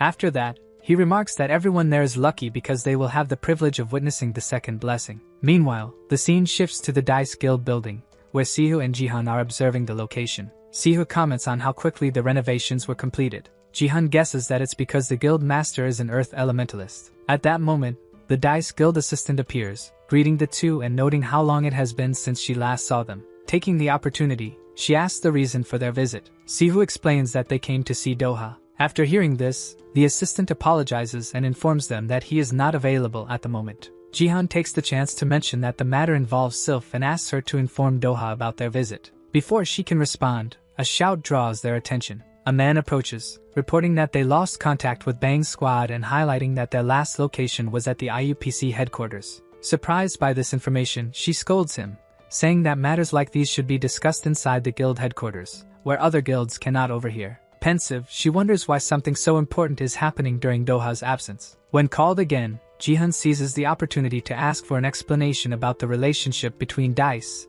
and the IUPC. After the conversation between Jihan, Sihu, and Doha's assistant, the scene shifts to a helicopter. Flying toward the building to land, the three inside discuss their next steps. Jihan breaks the silence by asking if they invaded the IUPC. With a serious tone, the assistant reveals that what she's about to say is highly confidential. She explains that weeks ago, the Hero Association ordered all guilds to unite in a joint investigation against the IUPC. She mentions Misoinglim as the central figure suspected in the operation. Additionally, she details that the plan was discussed among South Korea's 6 largest guilds and was scheduled to begin in the coming days. Sihu questions why the DICE guild decided to act alone if the operation was supposed to be a joint effort. In response, the assistant clarifies that Doha does not trust the other guilds and believes that such operations usually lead to unnecessary conflicts. For this reason, the DICE guild decided to act on its own and started the investigation before the official plan. However, she admits that Bang's squad was sent to invade the building but lost contact with them.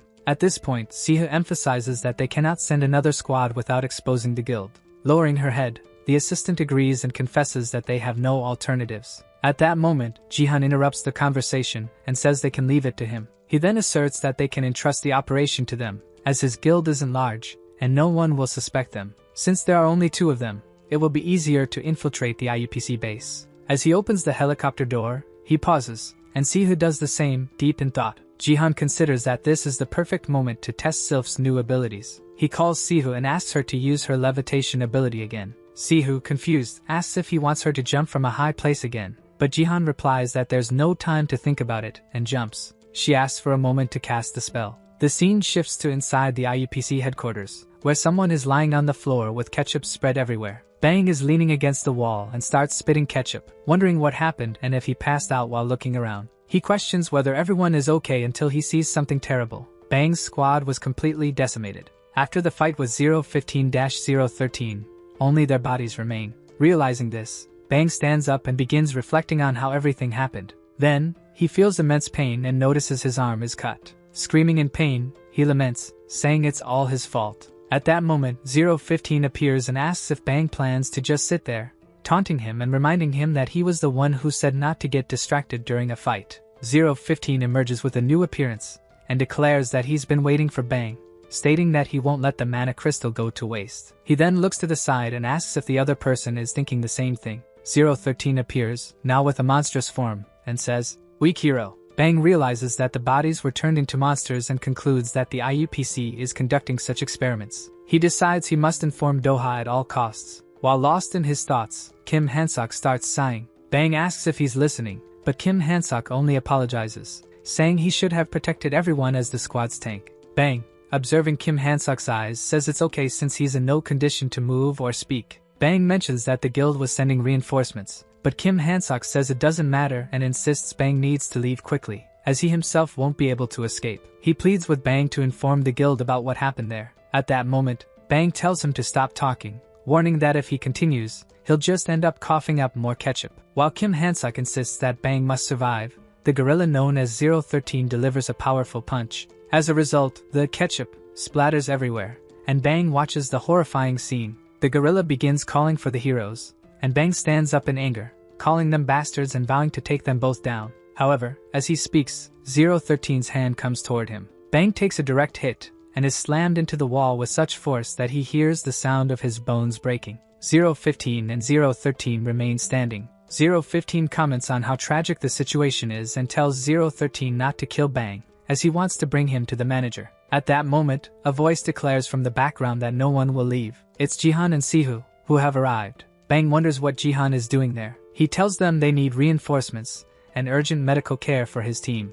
Jihan, taking in the scene, thinks there's no need to say anything more. 013 charges toward Jihan, commenting about taking his head to the manager. 015 warns him to stay back and be careful. Jihan tells Sihu he'll handle this alone, and she asks if he's sure he can do it. As he conjures power in his hand, he asks her to stay behind so she won't get hurt if something goes wrong. He admits he's still not entirely sure he can control Sylph. At that moment, Sylph's physical form appears. Jihan begins striking at 013, drawing his sword.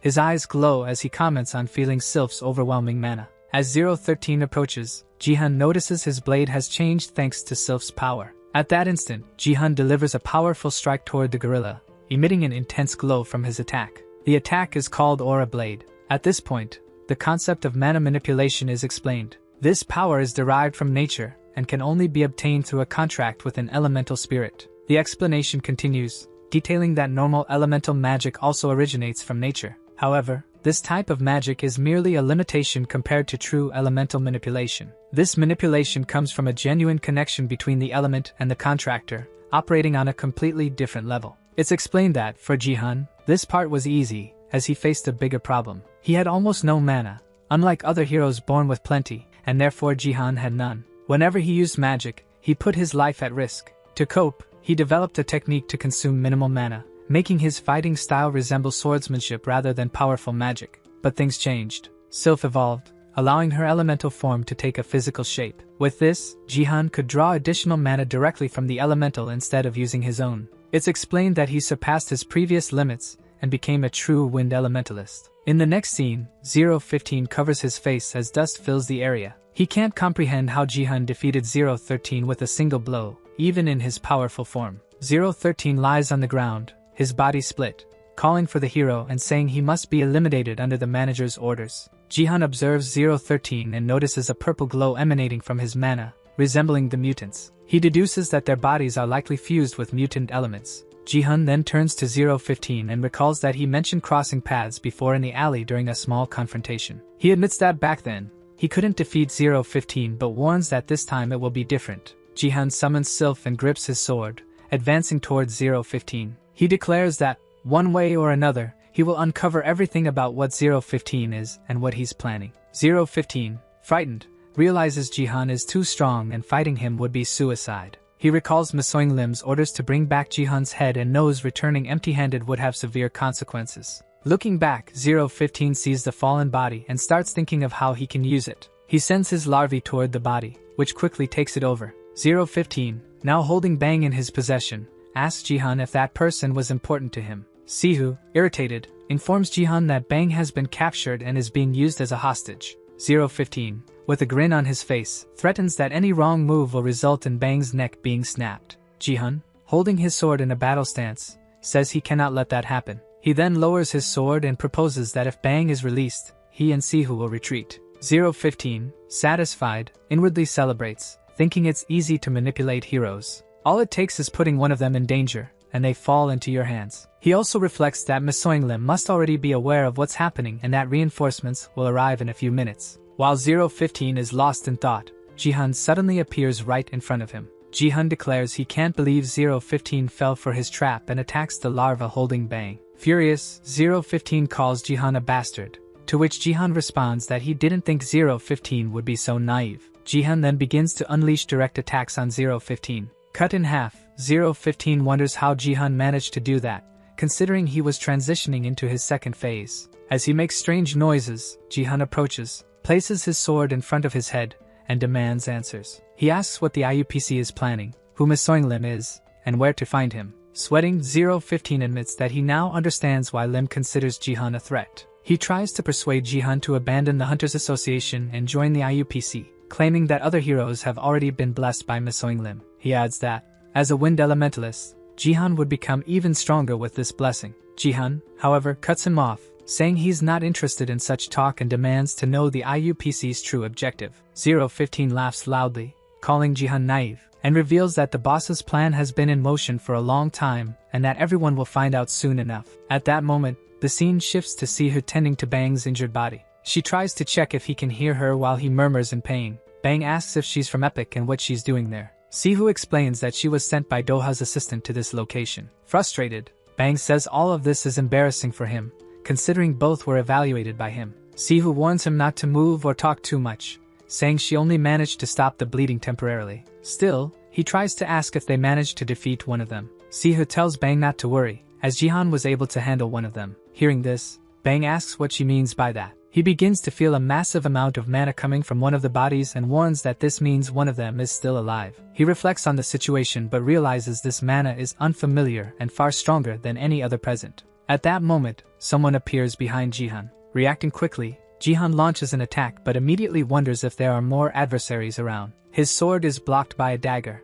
A woman remarks that he shouldn't raise his weapon against a lady, calling it rude. Jihan, confused, tries to figure out who she is. The woman comments that she likes his style, saying he's just her type. Jihan becomes even more perplexed, realizing that she blocked his aura-coated sword as if it were nothing. He steps back, analyzing the situation and concluding she cannot be a random individual. The woman approaches, praising him again and calling him cute. She then asks if he would like to be her boyfriend, promising to take very good care of him. Jihan, surprised, replies, "No, thank you." Still deep in thought, he wonders if this person is another IUPC experiment. The woman, disappointed, says it's a shame because she really wanted him. She then notices 015 on the ground and comments that he'll catch a cold if he stays there. Desperate, 015 begs for another chance, claiming he just needs another mana crystal. The woman, standing imposingly, analyzes 015 and states that he has already reached his limit, probably using 2 mana crystals. She explains that test subjects like him cannot handle more than 2 crystals. 015 continues to plead,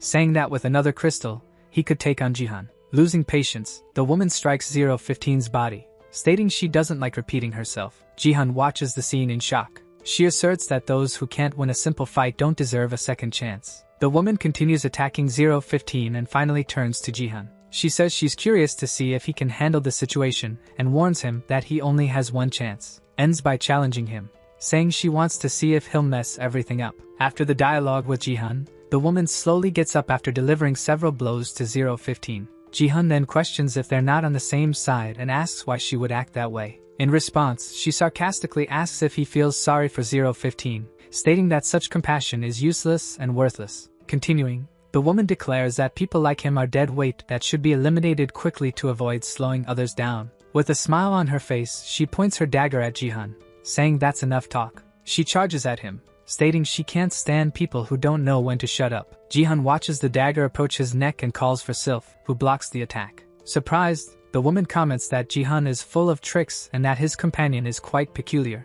However, as she speaks, she's interrupted by a counterattack from Jihan, who sends her flying. With a powerful blow, Jihan throws her against the wall. He stands still, waiting for another attack, knowing that strike wouldn't be enough. Alerting Sylph, Jihan mentions that the woman is still on her feet. Thinking he has gained some time, Jihan considers returning to see her to check on her. However, in the background, the woman rises and asks where he thinks he's going. The masochist says it's been a while since she found someone like Jihan and mentions that Jirei is very interested in him. Reflecting, Jihan realizes the blow landed but wasn't effective enough and that he'll need to face her directly. The woman, advancing, declares that Jirei isn't done playing with him yet. Holding his sword, Jihan asks Sihu to imbue his blade once again. As she delivers an overhead attack, she taunts Jihan, asking what his next move will be. He responds with a quick strike aimed at cutting her in half but notices something's wrong when he realizes it's just an afterimage of her. Searching for her, Jihan senses her behind him with a dagger in hand. He barely blocks the attack,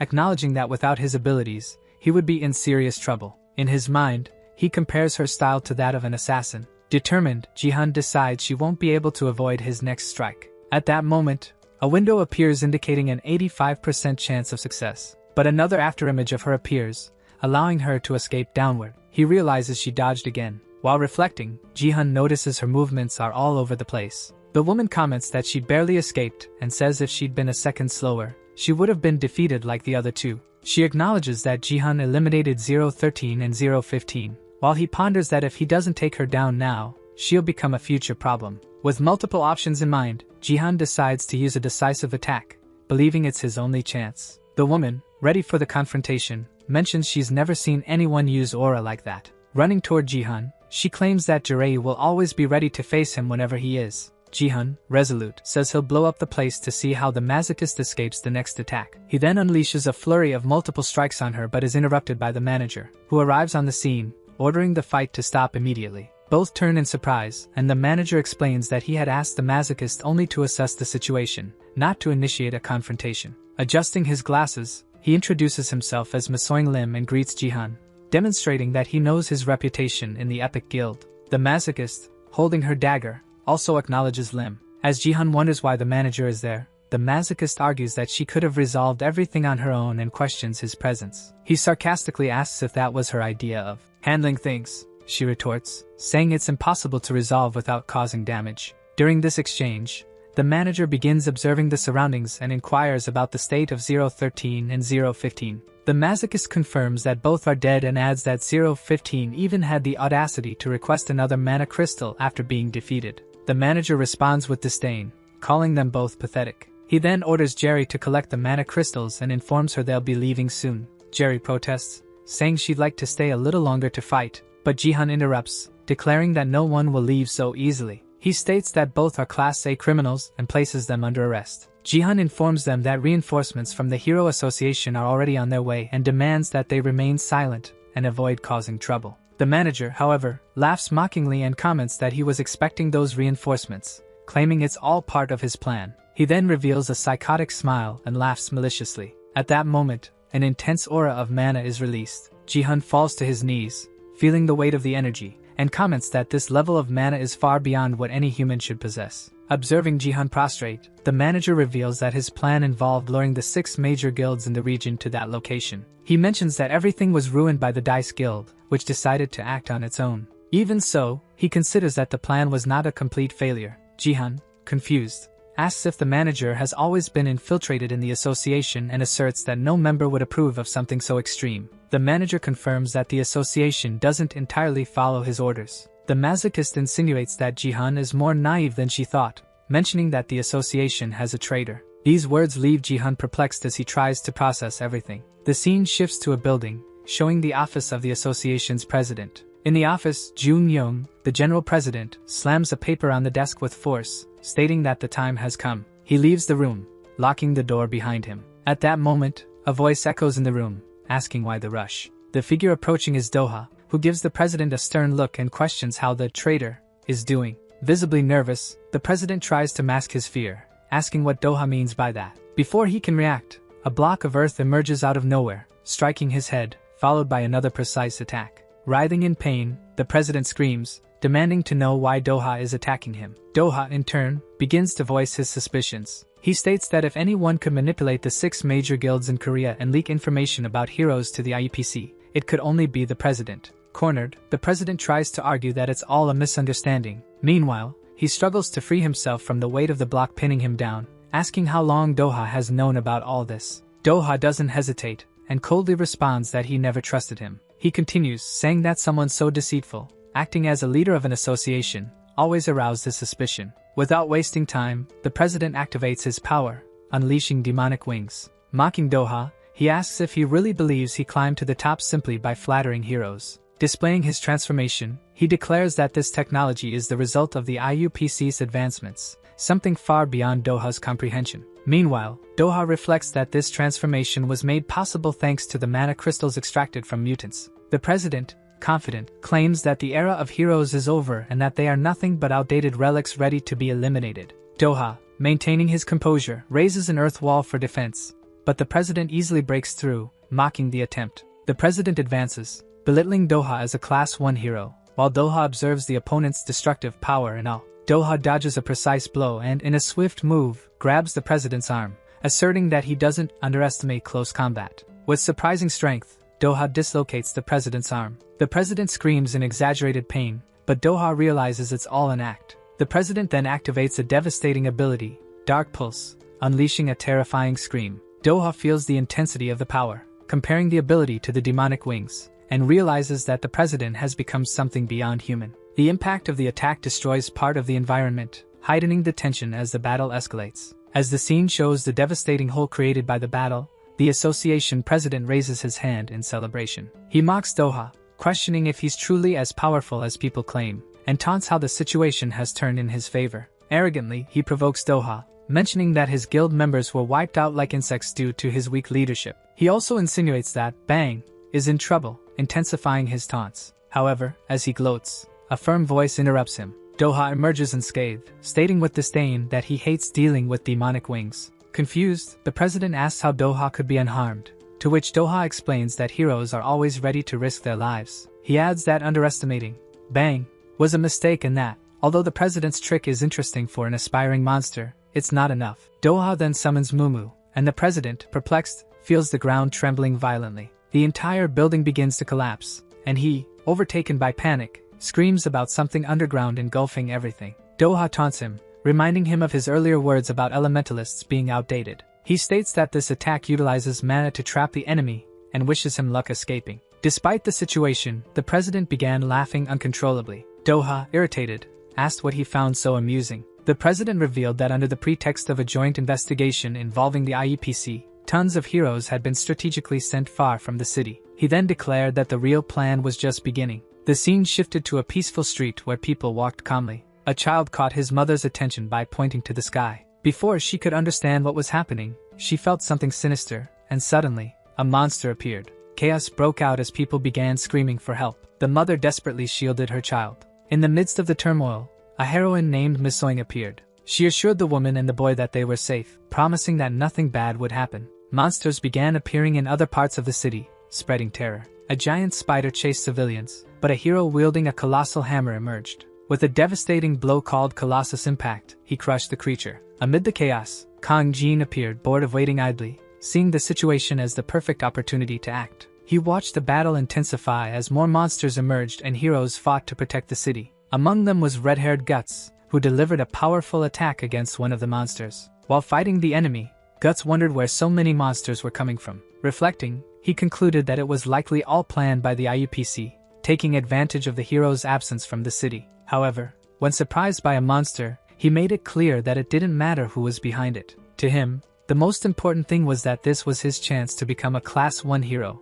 and he was willing to do whatever it took. From atop a building, the association's president observed the number of heroes who had appeared and was intrigued by how quickly they mobilized. At that moment, Doha explained that he himself had summoned the heroes who were outside the city. Surprised, the president asked how that was possible. Doha, maintaining his composure, replied that he had also dealt with the members at the IUPC base. Meanwhile, a figure appeared levitating over the building. Doha revealed that he had sent the person he trusted most to handle the situation. The individual, Baek Chong, appeared before the building, admiring the sight and commenting that it was very fancy. Reluctantly, Doha admitted that Baek Chong was stronger than him. Baek Chong's presence didn't go unnoticed by the manager and the masochist, who watched attentively. With his hands in his pockets, Baek Chong casually asked if everyone was enjoying the party and warned that he might disrupt things a bit. At that moment, everyone was taken aback by the arrival of an unexpected hero, turning their attention to him. Standing before the manager and the masochist was Baek Chong, leader of Red Hall, Korea's most powerful guild, and known as the strongest hero in the country. Baek's mere presence created tension in the atmosphere and among everyone present. Facing the manager, he asked if it was Misoing Lim standing there. Lim, in turn, questioned why someone like Baek was there, while the masochist commented on his looks, calling him handsome. The manager then warned Baek about the monster invasion across Korea, emphasizing the importance of a hero like him being on the front lines. However, Baek responded that there was no need to worry, as he had been asked to stop by, assuring them that other heroes were handling the monsters he had left behind. His gaze shifted to Jihan, mentioning that there was an unexpected visitor at the scene. Baek remarked that Doha had spoken a lot about Jihan, tilting his head and asking what brought him there, questioning if he was allied with Misoing Lim. Jihan quickly denied it while noting that Baek's mana was even more intense than Misoing's. Reflecting on the failure of the Dice Guild heroes, Jihan concluded that the situation was not in his favor. Baek, on the other hand, stated that he expected something different but ultimately said it didn't matter. He began casting an ability called Reverie, revealing his plan to take everyone there with him. As soon as he unleashed his magic, the manager murmured, admitting he had never witnessed Baek's true power, only heard reports. In his thoughts, he realized that Baek genuinely intended to eliminate everyone. Desperate, the manager told Jerry to forget about the mana crystals and escape immediately. Baek, holding a staff, assured them there was no escape, as everyone was already trapped in his magic called Palaces of Dreams. The manager noticed they were no longer in the building, while Jerry commented that everything felt like a dream. Baek explained that the location was a virtual space he had created, where only he decided who could leave. Still on his knees, Jihan reflected, unable to believe that someone could create something so grand. He compared it to Sylph's ability but activated his own analysis skill, revealing information about Baek's special magic. The information window indicated that Baek created dreams where reality blurred with truth. Jihan noticed that the overwhelming mana had disappeared, so he stood up and approached the manager, stating that he wouldn't waste any more time. At that moment, he was teleported near Baek, who commented on how quickly Jihan attacked when given the opportunity. Jihan was confused by what had happened, and Beck taunted him, asking if he couldn't figure out what occurred. He had merely been relocated. Beck then told Jihan to look at the manager and warned that without his interference, the manager would have died. At this moment, the monsters emerging from the manager's back were revealed, leaving Jihan perplexed as he questioned what they were. The manager, removing his glasses, remarked that things weren't going as planned and that he knew he'd eventually face a hero this powerful. He then amplified his abilities, transforming further. It was explained that he had created so many tentacles that they were indistinguishable, a direct result of injecting enormous amounts of mana crystals into himself. This was presented as the pinnacle of all the research conducted by Misoing Lim. This is Baek Chong's special technique, allowing the use of magic with unlimited range. However, despite appearing perfect, it has several flaws. The first is that it consumes an enormous amount of mana from the user. Dream Palace requires so much mana that most mages can barely sustain it for a minute. However, Beck is different, as his insane mana reserves allow him to surpass this limit. For this reason, he is recognized as the best mage in Korea.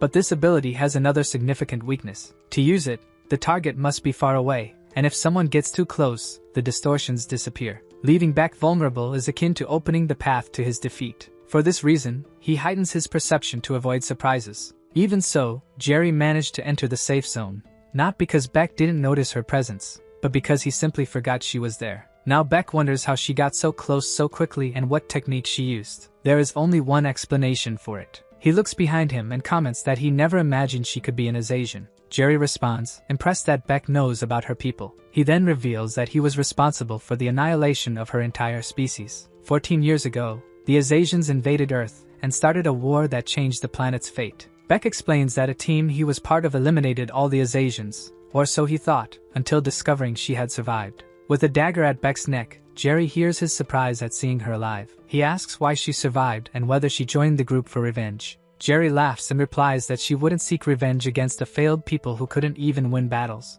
She then reveals her objective, to bring chaos, blood, and screams to the world. Beck comments that this is typical of her species. However, Jerry states she cannot let Misoing Lim be killed because her boss has grand plans. Hearing this, Beck asks if her boss is still alive. Jerry laughs and says perhaps he is, perhaps not, and declares that it's time to end their conversation. She attempts to finish Beck, but he says he's gathered enough information and doesn't need to focus on him anymore. At that moment, Jihan appears, as Beck warns that someone even more dangerous might emerge. Jihan notices that Beck's magic doesn't work on Jerry due to her proximity, but that doesn't stop him from using someone else to attack. Jihan uses his aura blade, causing massive destruction. Beck comments that Jihan should have been more careful, but Jihan replies that he didn't hold back because he knew Beck could withstand it. Beck observes the damage to the Dream Palace and is impressed by Jihan's power, realizing he's strong enough to face Doha. He also understands why Doha is so interested in him. Jihan then warns that Jerry is still alive. Beck comments that it's no surprise, as Azasians are hard to kill.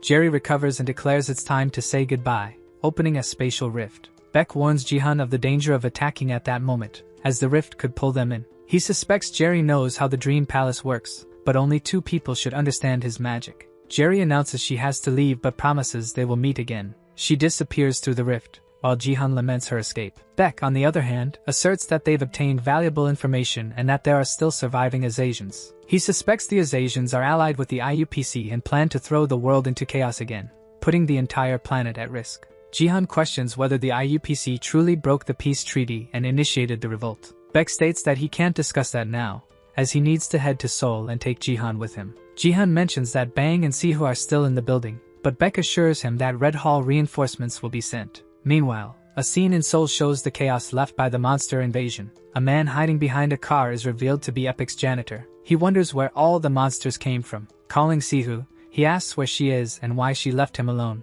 Sihu explains that monsters are invading civilian areas and urges him to hide until the heroes arrive. At that moment, a monster appears behind him. Someone steps in to defeat the monster, commenting that Korea has gone mad while he's been away. Sihu recognizes the voice and realizes it's her father, Kim Jong-un, a former Class 3 hero of Korea. And so, a portal opened midair, emitting an intense glow that distorted the surrounding environment. From the portal emerged Beck and Jihan, visibly affected by the dimensional travel. Beck, adjusting his posture with a relieved expression, commented that they had finally arrived. Jihan, pale-faced and trembling, couldn't hold back his nausea and began vomiting the moment he touched the ground. Observing the scene, Beck chuckled lightly, teasing Jihan about how sick he seemed. He remarked that the trip wasn't so bad, as if it were something routine. Jihan, still recovering, glared at him irritably and responded curtly, stating that the experience was horrible. He compared the sensation to his body being turned inside out, a comment that made Beck laugh even harder. Finally regaining his composure,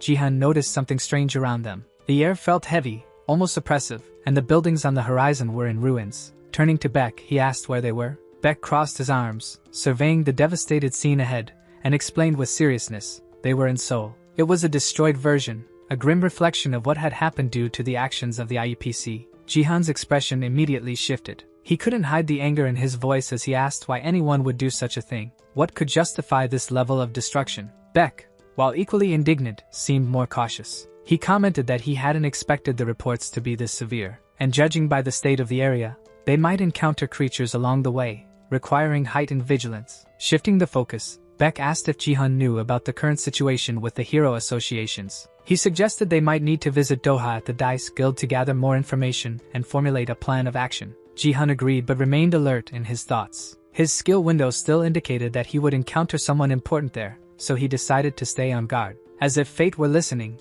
a voice emerged from behind them. It was Doha, greeting them unexpectedly, mentioning that Jaegyeon had already explained the entire situation. Doha stated that they weren't the only ones expected there, and soon others began to appear. Jun Kong from the Warriors Guild and Misoing from the Snowball Guild arrived shortly after. Jun Kong commented on the delay, while Misoing seemed more curious, asking if the person in front of him was Jihan. Beck, ever optimistic, declared that at least they wouldn't need to search for the guilds anymore. Jihan, however, recognized the significance of the moment. They were standing before the leaders of the Warriors and Snowball Guilds, renowned figures known as Korea's best. He reflected on the gravity of the situation and what it meant for the next steps. Then, Doha's assistant appeared, visibly relieved to see him safe. Without wasting time, she asked about Bang and the squad, her concern evident in her voice. Jihan explained that when he arrived, most were already dead, except for Bang, who was gravely injured and being transported for care by Red Hall. The assistant, incredulous, asked how something like that could happen. Before Jihan could respond, Doha intervened, irritated. He demanded that Beck explain the situation. Beck, visibly somber, expressed regret for not arriving in time to save more lives. Despite that, he revealed that their actions weren't in vain. They obtained valuable information about the IUPC, something that could change the course of the fight. Beck's revelation that the Azasians were still alive caused a shocking silence among everyone present. He detailed how he had faced an Azasian named Jerry, who used her concealment ability to remain completely hidden. Additionally, she confirmed that the leader of the Azasians, believed to be dead, was still alive. This news left Doha stunned, while the other leaders reacted with indignation and disbelief. The atmosphere grew tense as the leaders began to argue, recalling past events they had promised never to mention again. Doha, in turn, threatened Beck, demanding he be absolutely certain of his claims. Both began to release their auras, further intensifying the tension in the air. Jihan, observing the scene, internally questioned the reason for so much conflict. His skills still indicated he would encounter someone unexpected, but so far,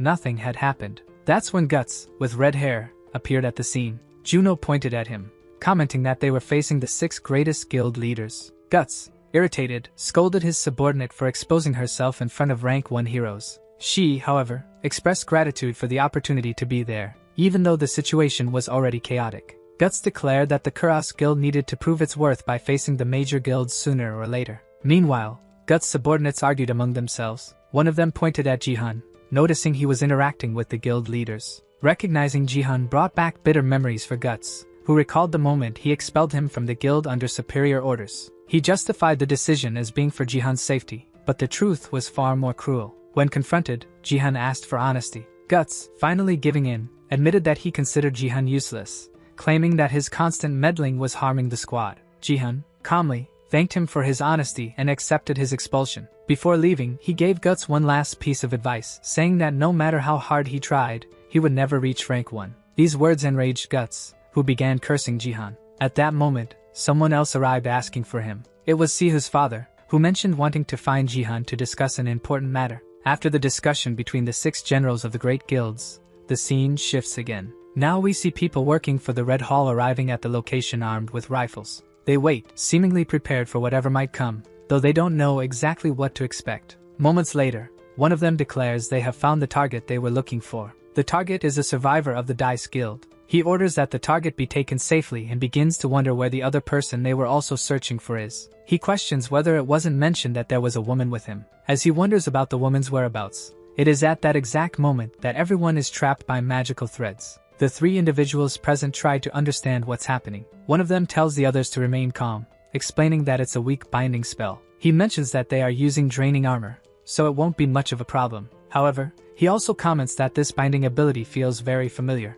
Then Sihu appears and asks who these people are and if the IUPC sent them there. One of the people tied up, surprised, calls Sihu by name. She then asks how he knows who she is. At that moment, the person removes his helmet and reveals his identity, saying he's surprised to see that the rescue target is none other than Sihu. He introduces himself as Yanjing and mentions that they studied together at the Hero Academy. The scene then shifts to Guts, Masoing, and Sihu's father. Guts asks a man who appears to be a civilian what he's doing there. The man responds that he's just a passing civilian and says they had just been talking about Jihan. Suspicious, Guts questions if he's really a civilian since the city has been closed for hours. He demands the man explain his presence at the location, insisting it's a war zone and suggesting Sihu's father should reveal who he really is. Sihu's father remarks that Guts is being a bit aggressive but admits he has a point. He also explains that he doesn't have any documents to identify himself. At that moment, the cleaning guy from the Epic Guild introduces himself and asks everyone to wait a moment, promising to explain everything. He reveals that he manages Mongtang,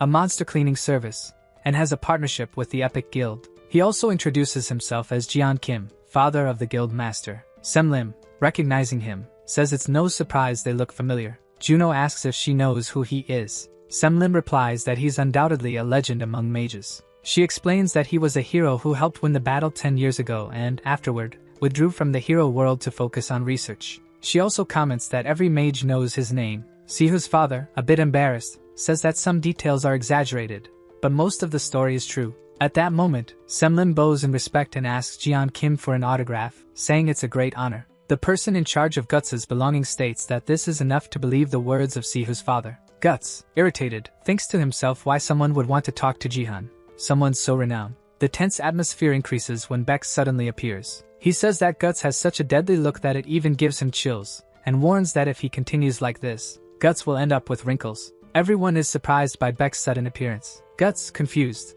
asks how he appeared without being noticed, since he didn't sense his presence. Beck explains that he was watching and noticed that the others were nothing but novice heroes from the Heroes Guild. Beck then turns to Sihu's father and asks what he's doing in Korea. Sihu's father greets him and says it's been a long time since they last saw each other. Beck, with a suspicious look, comments that he hasn't set foot in Korea for a long time and now appears just when Korea is in decline. Sihu's father responds that he has family issues to resolve and hopes Beck understands the reason for his presence there. He also reveals that today is the day his wife passed away and that he came to commemorate this date with Sihu. Still suspicious, Beck activates an ability and appears beside Sihu's father, calling him an idiot for not warning him beforehand. Everyone there wonders what just happened. Beck, in a softer tone, says it's been a long time and invites Sihu's father to have a drink after everything is settled. Sihu's father replies that he would like to, but he won't have time for that. At this moment, the cleaning guy is called, and he recognizes the voice. He runs toward Jihan,